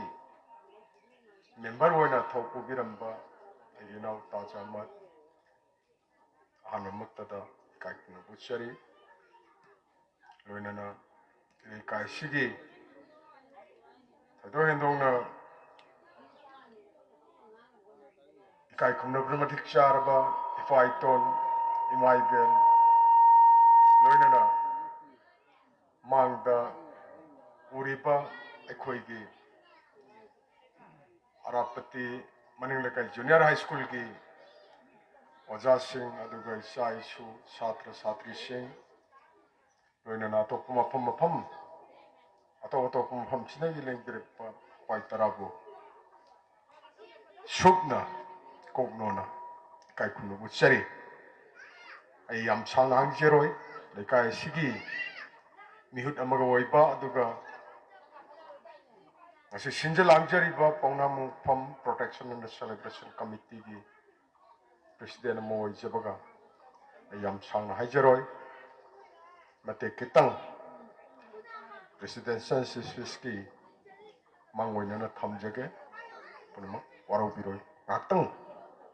matam lawminasi mafam asida Ebudhou Paona Brajabashi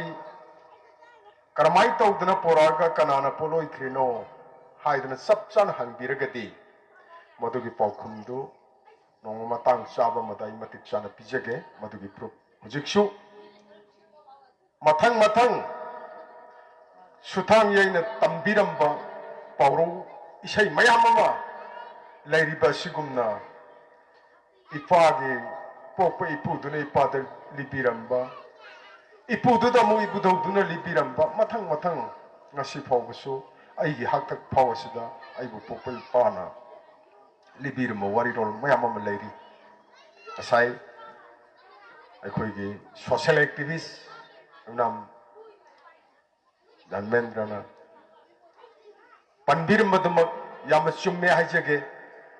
ꯄꯥꯎꯅꯥ ꯕ꯭ꯔꯖꯕꯥꯁꯤ ꯁꯤꯔꯝꯕ ꯌꯥꯏ ꯇꯥꯡ 22ꯗ ꯑꯣꯏꯔꯝꯕ ꯌꯥꯏ 15ꯗ ꯑꯣꯏꯔꯝꯕ ꯌꯥꯏ ꯈꯣꯡꯖꯣꯝ ꯂꯥꯜ ꯑꯁꯤꯁꯨ ꯀꯅꯥꯒꯨꯝꯕ scholar ꯀꯥꯡꯕꯨ ꯑꯃꯅ ꯇꯥꯡ 16ꯇꯅꯤ ꯍꯥꯏ ꯀꯅꯥꯒꯨꯝꯕ ꯈꯔꯅ 22ꯗꯅꯤ ꯍꯥꯏ ꯌꯦꯅꯕ ꯃꯈꯩ ꯌꯦꯅꯔꯁꯨ ꯈꯣꯡꯖꯣꯝ ꯂꯥꯟ ꯊꯣꯛꯈꯤ ꯍꯥꯏꯕꯗꯨꯃꯗꯤ ꯆꯨꯝꯃꯦꯅ ꯂꯧꯕ ꯌꯥꯏ ꯑꯗꯨꯒ ꯄꯥꯎꯅꯥ ꯕ꯭ꯔꯖꯕꯥꯁꯤꯁꯦ ꯇꯥꯡ 16ꯗ ꯃꯐꯝ ꯑꯁꯤꯗ ꯄꯣꯠꯂꯣꯏꯈꯤꯕꯅꯤ ꯍꯥꯏꯕꯁꯤꯗꯤ ꯁꯨꯡꯁꯣꯏ ꯁꯣꯏꯗ꯭ꯔꯕ ꯀꯅꯥꯝꯇꯅ ꯀꯛꯄ ꯌꯥꯔꯣꯏꯗꯕ ꯑꯗꯨꯝꯕ ꯋꯥꯐꯝ ꯑꯃꯅꯤ ꯃꯗꯨꯒꯤ ꯗꯣꯀꯨꯃꯦꯟ ꯃꯌꯥꯝ ꯑꯃ ꯂꯩ ꯁꯨꯃꯥꯏꯅ ꯊꯝꯖꯒꯦ ꯑꯔꯥꯞꯇꯤ ꯃꯅꯤꯡ ꯂꯩꯀꯥꯏꯗ ꯂꯩꯕꯤꯔꯤꯕ ꯑꯩꯒꯤ ꯏꯄꯥ ꯏꯇꯣꯜ ꯏꯃꯥ ꯏꯕꯦꯜ ꯏꯆꯤꯜ ꯏꯅꯥꯎ ꯄꯨꯝꯅꯃꯛ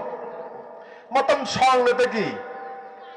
ꯃꯃꯥꯡꯉꯩꯗ ꯑꯩꯈꯣꯏꯅ ꯑꯉꯥꯡ ꯑꯣꯏꯔꯤꯉꯩꯗ ꯉꯁꯤꯗꯒꯤ ꯆꯍꯤ 90ꯃꯨꯛꯀꯤ ꯃꯃꯥꯡꯗ ꯍꯥꯏꯕ ꯇꯥꯔꯦꯅꯦ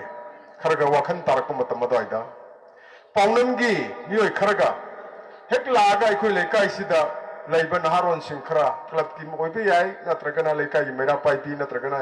ꯂꯩꯀꯥꯏꯒꯤ ꯅꯍꯥꯁꯤꯡ ꯑꯣꯏꯕ ꯌꯥꯏ ꯈꯔ ꯍꯥꯏꯔꯒ ꯂꯝꯇꯨꯁꯤ ꯈꯤꯇꯪ ꯁꯦꯡꯗꯣꯛꯄꯤꯌꯣ ꯀꯥꯏꯅ ꯍꯥꯏꯔꯒ ꯂꯥꯛꯑꯒ ꯑꯦꯄ꯭ꯔꯤꯜꯒꯤ ꯇꯥꯡ 16 ꯆꯍꯤ ꯈꯨꯗꯤꯡꯒꯤ ꯍꯩꯀꯠ ꯂꯩꯀꯠ ꯇꯝꯃꯦ ꯏꯔꯝꯗꯝꯁꯤꯗꯒꯤ ꯑꯍꯜ ꯂꯃꯟ ꯃꯌꯥꯝ ꯑꯃꯁꯨ ꯃꯗꯨꯒꯤ ꯊꯧꯗꯨ ꯌꯥꯎꯔꯝꯕ ꯑꯍꯜ ꯂꯃꯟ ꯃꯌꯥꯝ ꯑꯃꯁꯨ ꯉꯁꯤ ꯑꯩꯈꯣꯏ ꯁꯪꯁꯥꯔꯁꯤꯗ ꯂꯩꯈꯤꯗ꯭ꯔꯦ ꯃꯈꯣꯏꯁꯤ ꯊꯣꯛꯈ꯭ꯔꯦ ꯃꯗꯨꯒꯤ ꯃꯈꯥ ꯇꯥꯕ ꯑꯣꯏꯅ ꯑꯩꯈꯣꯏꯁꯤꯁꯨ ꯍꯧꯖꯤꯛꯁꯨ ꯑꯩꯒꯤ ꯃꯈꯥꯗ ꯑꯩꯒꯤ ꯏꯅꯥꯎꯁꯤꯡ ꯏꯆꯥꯁꯤꯡ ꯃꯌꯥꯝ ꯑꯃ ꯊꯣꯛꯂꯛꯏꯁꯤꯡꯁꯤꯅ ꯑꯩꯈꯣꯏ ꯁꯤꯈ꯭ꯔꯕ ꯃꯇꯨꯡꯗꯁꯨ ꯑꯗꯨꯃꯛ ꯄꯥꯡꯊꯣꯛꯇꯨꯅ ꯂꯩꯍꯧꯔꯒꯗꯕ ꯑꯗꯨꯒꯨꯝꯕ ꯃꯐꯝ ꯑꯃꯅꯤ ꯃꯁꯤ ꯃꯅꯤꯄꯨꯔ ꯂꯩꯉꯥꯛꯅ ꯑꯩꯈꯣꯏꯒꯤ ꯀꯦꯟꯗ꯭ꯔꯁꯤꯒꯤ MLAꯅ ꯅꯠꯇ꯭ꯔꯒꯅ ꯊꯪꯅꯔꯤꯕ ꯀꯅꯥꯒꯨꯝꯕ ꯀꯩꯔꯥꯎ ꯀꯦꯟꯗ꯭ꯔꯒꯨꯝꯕꯒꯤ MLAꯅ ꯅꯠꯇ꯭ꯔꯒꯅ ꯉꯁꯤꯒꯤ ꯇꯧꯕ ꯉꯝꯕꯤꯔꯕ ꯁꯦꯟꯖꯥꯎ ꯄꯥꯏꯕꯁꯤꯡꯅ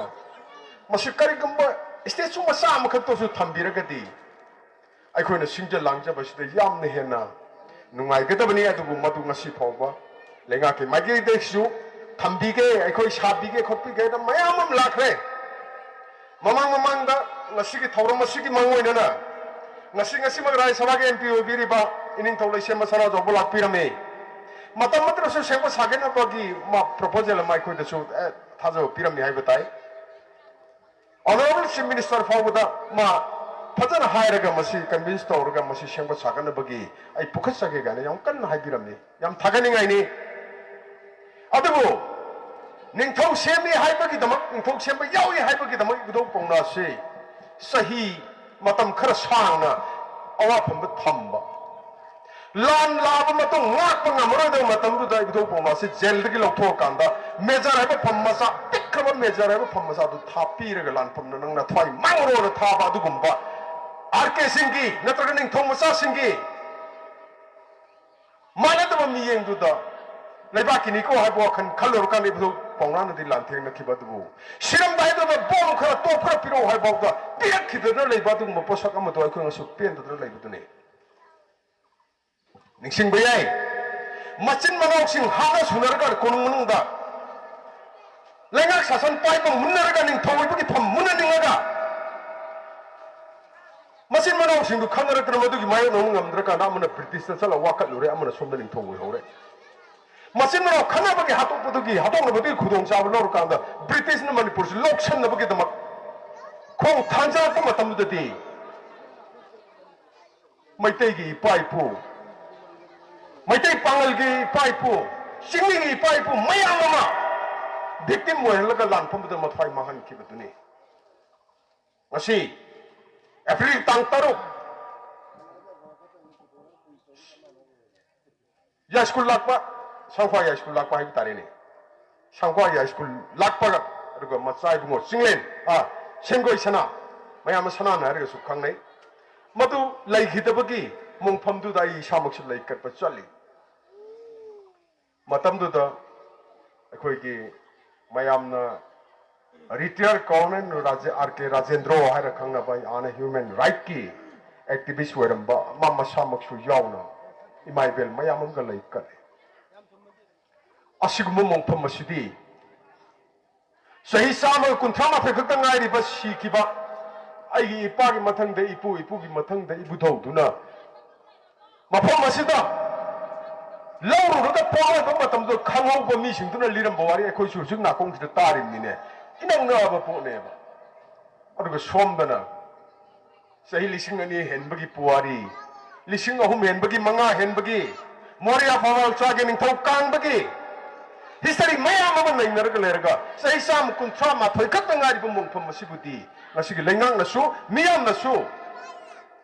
khangbi da badona laiba sa thawai khitang nungai ta bai tare dama ningam da bayam na penja da ba sigum mongpham ko na te mayam am lerang gini masi ngasigi lengak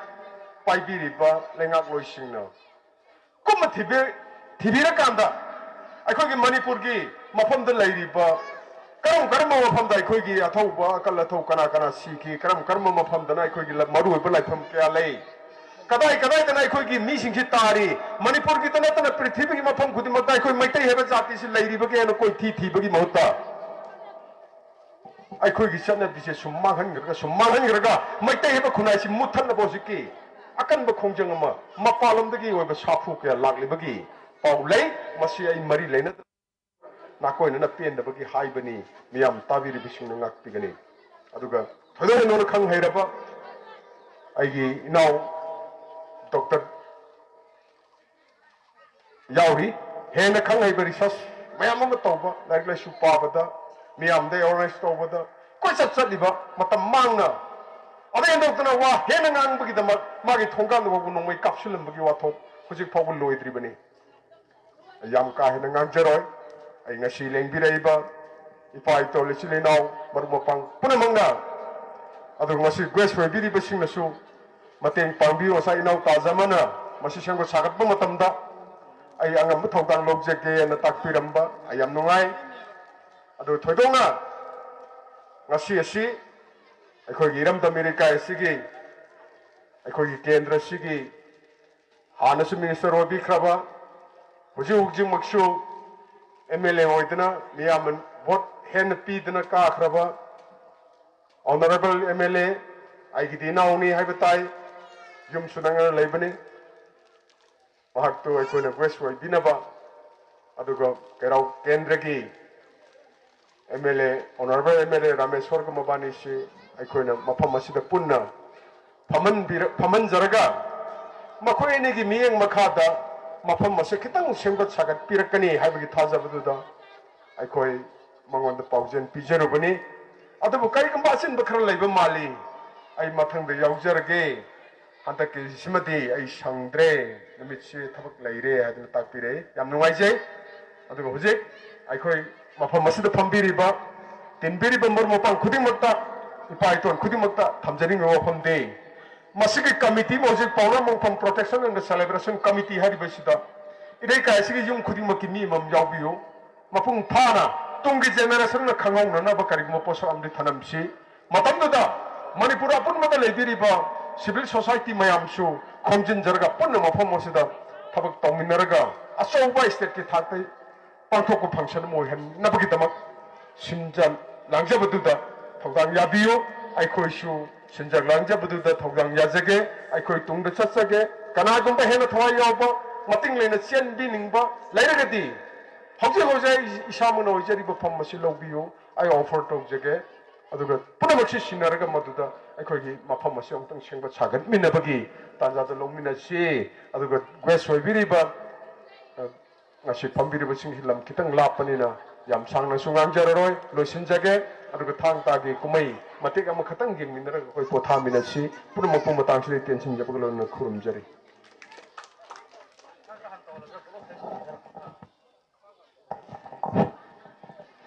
Tagatsari Toidoina Leikai Kumnajariba Mingwena Palabata Yamba Yumkabam Bimon Maitei Nasiki Torum Masigisu Torum Mapu Ibiriba Aduga Sinja Langjariba Committee Gisu President Topubiriba Yambana Yam Marik Sumlaba Sarkar Naming Changaningba Dungasi Pova Nathaidun Lebiriba Amadi Kairam Damasigi Pazai Koi Kuding Magna Hari Mufam Singasi Tangai Fadana Ngakpa Shenba Pijap to Homakak Sangi Haiba Yam Fajaraba Matangi Walakpa Kumona Lakpadadi Ekoi Kuding Hainer Wutodana Every Tang Kun Gatarwasida Apung Pana so Pangsalamo in a Pangthokkhiba Sumianga so was Sajo Pinabino Hadanasu Miam Tambiramba the Langderi Maikai Digi Amokan Sekai Kunavacheri Tagatseri Matangi Thauram asidi thauram su wangang bagi tanja su loisilakpa duwa ngasai lembrang liba ikai khumna jariba apunba manipuri huya lalong thangta wangai yang paligi ikai khumna jaraba laman duga maru mapang kwai khuding maki nungairaba matam kaya gi mamangda British ke dugum laba bom tok nongmai marakta Manipur ki sarit sara huya lalong thang tana Manipur sana leba asingag lamba maduki matau tamjabo oina ipanat ipunatpu khongul lijaba ke dugum laba thang kumai mate matang khotol tambina na baiduna sinja langjeri gi mai kaiti gi nolok sari tagatari oyoji leselapesida koi thorongwe mari lenana yamna nauriba ipa macha nupi macha singna idogi mafamda timbiba khwaitagi mimangda koi thoramasi maka chathajana gi makta ayaba tibi bigaloina thoram hauna gi makta koi manung dleiba ipa macha nupi macha sing koi khulai ge lenana koi maning thangba nakani kitang hang isida koi pulap tholo lo tholo koi inau bi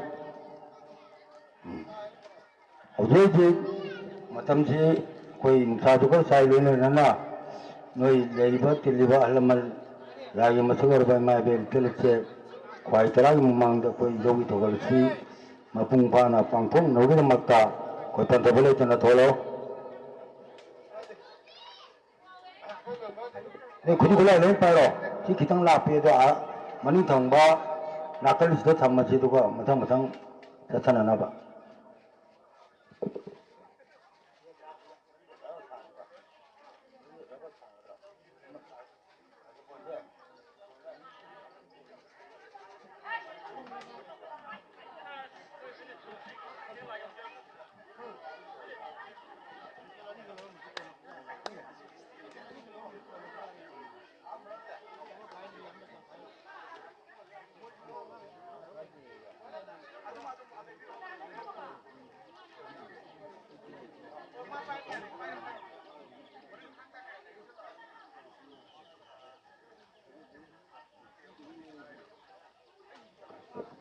Lasongi koi ibungo ju kauba kundan thomas ju kauba iboni oyeji ibona ye thang par kanda koi onang thang tinggoira haiba thang tinggoi maronda kutte ye thang par ga koi ju tinggoi paiba adum laba lagi masawrba ngasimak koina ta khwai tara yang na thogol toriba bidona koi konggong na phamda tasengna kutte ye thang par ga woi tinggoi paibagi mong bari masu chepna akoi mogi honabagi changdu da ido khorma kanda timbi ba kwai tara mo khorma aduga nangi thogol do honabi tawse kai chango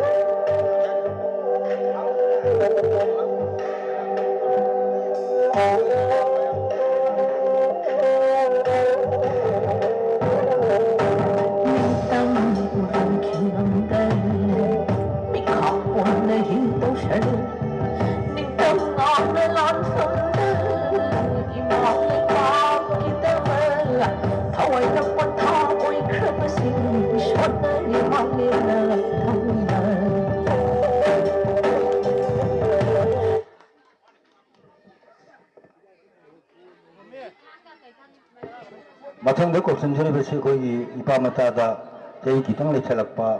yai thoga na khana ba aduga school dana diamond ne thon bai boni okay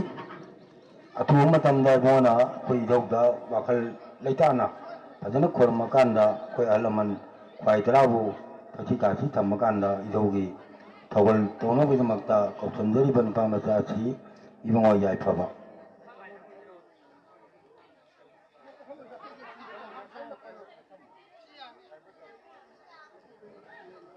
Achi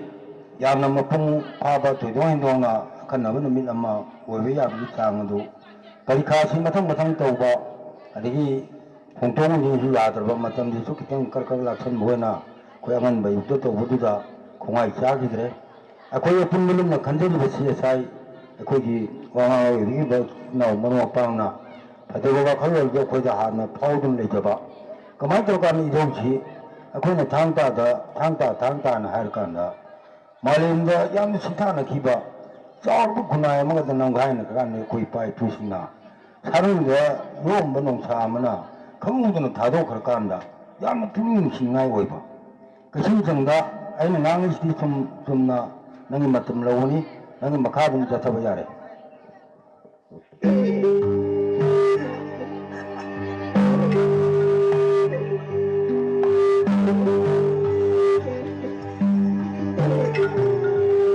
Maya di kerja maya di kamar.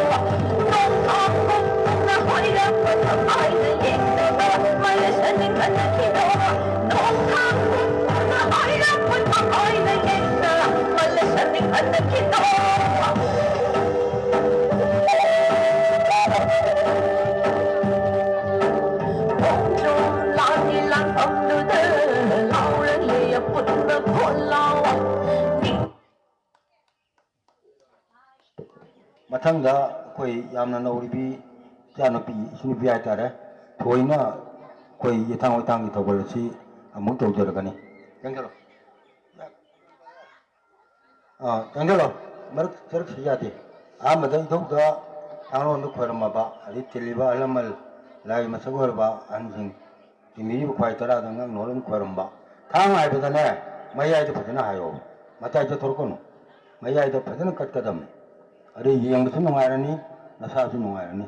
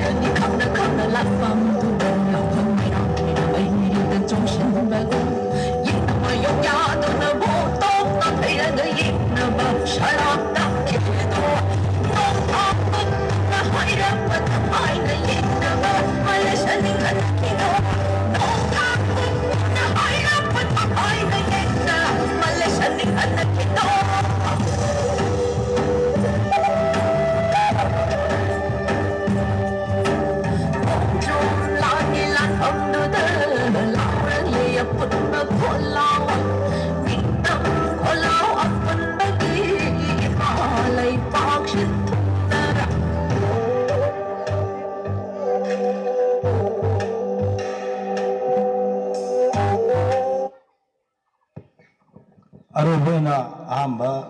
khiba ni pamtha si yogi chaithawa sida mangonda karimating ghar lakpuma yauduna amuka hanjegi ge oda yaroidra hain to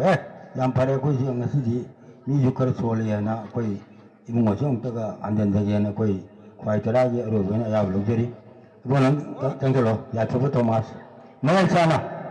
lepun matam mai sana ye po utana yo gor morkanda koi lagi masoro bala mal mai bel Marung tuang celeche, nang na holai ba, 누파 마차 니풍자 이슈신데 너희는 동시에 간다 이도 봉나를 군다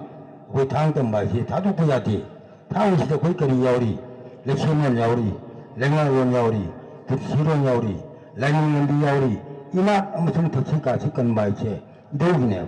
아니면 요사이 이도는 랑제보다 윤리 토크를 간다 그 날이 끼하는 청이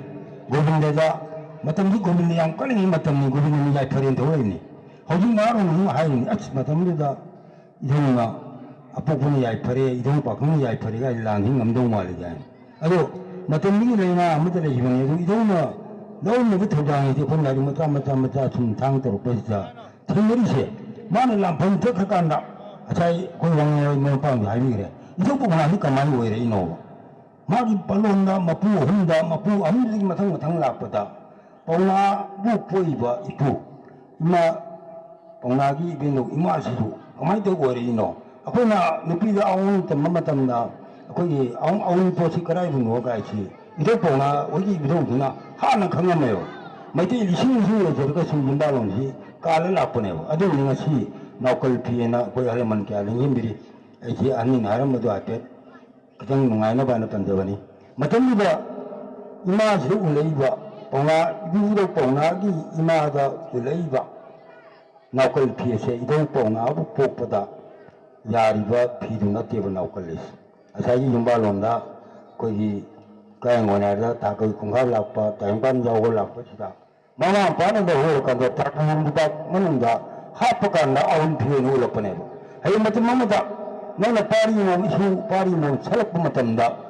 아깔락건 바 람팜 팀팜 이런 군인마다 사마나와는 생각보다 마치 비기제 비나다 고리고 동다 하프가디 탄경제가시 버론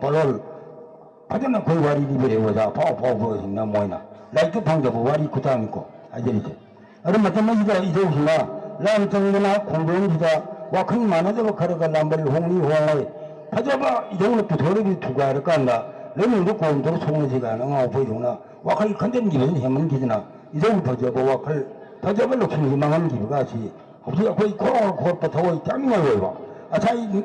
놈이 여덟 간 놈이 비해서 비sel럭대 봐 아니 시험다 그 청정단 정치 뭐야오니 탐델로래 탐델로 간데 이동 뽕나 군바 와칼 건바 머리방 시바 정거가 한다바 마빵 품에서 강바 니는 랑페이 로와 야대 하고 마동디 와칼나마 레제리면 나기 무서워가 이동체 마신나 칼레버 이동 전다 야로는 그 생각은 던질래 아리 아깐 하군가 뭐 전들게 디시 하양 고선거나 희의야 부터 이동 봉나는 고래면 사빠이동나 당이 당원도 하고 약간 그냥 독보되기는 많아 매절 밤거나 만화롱 머리 뭐가 아리 깐매좀 더욱 봉거나 이동 봉나이 와리 야오리도 거기 오길래요 봉나 브라자바시 무슨 마기 당올래 나 지금 뭐 버저러봐 니온다 하죠 거르바니는 히티좀 믿어봐 마tam미기는 정신나 반반 문화반 정치에 뭐가 하겠나 보다 내방 그건가 오름부터 백파옥다하시다 마디 아사기 놈은 승리야버가 나온 팥도무 말거디 그 신청이 돌아가 람시 또 토하고는 후상 원금은 거 안내고 이렇네요 어리거리 이놈하나 백다 간다 편좀 돌아간다 마이 더모이도 비석비석이 빌리네리 눈이 타고는 정상이 나이다 봐 마이 뭐 통고서 강바 정거가 한다 봐 마마나가 튕겨보자 튀는다 봐 레는 오자나 진다버리는 딱봐 바라기 왕마다 마이 마통 나마루 춤내 봐 아주 인적 전들게 뒤마tam다 봉나가 반자비 건가람 고와 먹을까 당은 이거 전들게 뒤마 참막 마차 정당 덤비나 봉나다 하주를 이까이드나 축복한다 거기 용건이 로마기 알레기들 보면 로마기 문가 부토가 그냥 신기 부토가 너무 좋으니나 그리고 뭐 반자비 라호리 라파 건가라는 그러거디 내가 그 호흡을 아래로 나는 마치나 농동 로마기인가 떠오르시는 뜸이나 가다가 걸으면 맞다면서 거의 뱅골이 말오니 허중에 불제비 나오면 만 불제비에서 쓰면나 아이사모는 방도 패스를 간다 어제 그 말이 소래 아무 다기 터트리는 거 아니지 아니나 동나나 분야도 감시다 맞던데 저희 분야도시 스포츠 맞다버리나 타을 빠지고 못다 아무것도 로비 먹는가 동나가 요 봉나가 건가랑 거 소나 맞답니다 Punjabi मचासी Punjab की हेला कुथी मैं ये थम खुदांगा चई ने फूल cup दे थांग चई ताखी लोने लोने ने पंजाबी मचादुना खुदुम यावदे बने चई ना मनी मसी खुदुम यावदे तारम मुजमनी अमुक थीलेगी जार को मतंदा यो बनासा चमन नते कनाउंबा अपंग सु काबनी ओरगदी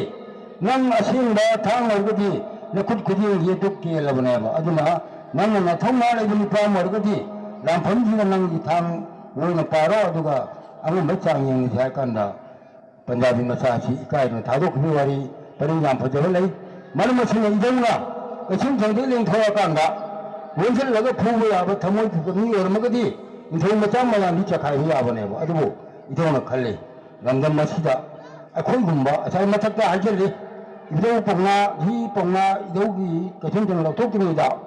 마부 팀만에 뭐 팀무도 야보나 팀마디 내절 번 비르게 아주 도구나 뛰고 뽕나나 히어리 별빨 부탄제 그럼 뭐 말에 이 다도 우토 간다 뭐저이 군나이세 둥꼬이나 그 시상나 그나 뭐 까운 우식 같게 해버리기 레이나 아주들은 비 오늘 독해제 무슨 마음 앞에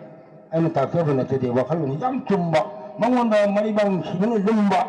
아저기 아무수 남신 안 본다 마말 바꾸니 아이 기르면나 말 문항바 답을 장함 자는 증바 남이 짜면서 삼라문도 파워가는 공동 바터바라 간다 너희 무척히 마기 당도 마치 빠오는 게 오자 부는 거이자 저 봉나는 빠른 바 시험을 탕 동탐이 하나 빠른 바 그 보도는 거 저래 롤레이 그리 이는 난 뭐야리 정어가 너 더와 구박 다는 시름다이 못합니다 구두 굴라이면 이바시나 내박진데 아이나 미모 분야간다 굴라이면 오바이체 란마 기분해보 아니 이거 보나나 뭐지 굴라이 치는보다 혹시 라튼 레이 말마시는 이빠이 분야 난 통나보다 굴라이 영어보다 비렁기세 그리 이는 저걸 마시 ям 감정이 나봐 기전 너무 토해봐 아주나 마시게 정말 이동이나 아rum마 양시 영 꿈었답니다. 까리 이노는 란마 치르간 나이는 윤정 힘들지. 아이게 하라를 내 란마 치르니 아주 자이는 마을 번데기 봐 알라면 강비리 봐 문빵 강비리 봐 봉나시 아토도 봐 날이 입으시는 것들 아이 입으시나 봉나시 체험 내부터입니다. 마을 갑자기 해본 펌다 담음데 야늘거디 봉나시 대시 뭐시 그 야범 돼요. 말음디 마을 보록 버덕이 마을 보록 버덕이나 연편되나 다라봐 라이면서 오르봐 저자나보다 아무데 그만 당봄도 정도나고 아르마치 호도포들이 angau리 따르니 말랭기 탔다 농의 빠이바 니빠마가 타는 빠이바 뭐 하토고나 라이바 롱나 바이주고 그럼 뭐 말랭기 바리 정말 이티아스 라이거게 봐 라이티야 봐 아주나 아시 권이 텐땅나 그는 강자버 가라고 거기 진다 뿌리나 다 뿌리 무슨도 좀 가이 너무 더운도 여보니 아주 로이는 마탕이다 거기 간나 야뭐 마팅 방저니 그 때문에 간나 마시 안만 부탁도 이도 봉나 부탁들거디 동지 미로는 거의 칭찬하라고 로이는 비즈키 어딜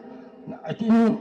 91기 로르 코스다 탕이 제이야 기르게세 엉뚱한 거의 간나미는부터 여러분이 로이는 아주 기베데기 거의 탕 안바 미안 부바 젤탐바 아왕이 땅굴이 깝구나 하토키바 머리는 여도 까먹 내봐 아주 뭐 강욱기 더럼지다 이런 그림 먹다 거의 하지니 이도에 정말 이끌려 갔다 못합니다. 거의 이빠이 보내 담비는 뭐 피제도 이끌려 갔다 말이지. 거기 마음다 그너 보다 부족이 몇대. 거기 보면 잘 로이들 할람 봐. 마통나 디파트는 마통나 법에 사봐. 아주 뭐 미국이 두카기 비체라가 나 거기 이도들 이끌게 나띠에 제와 간다. 그놈 바우게 보니 마지와로 우리아들이 만나면치나 이모나 저걸로 치도록 아주 마시나 거기 Aroiba 천내는 그도 막다 거의 들어가는 노력들이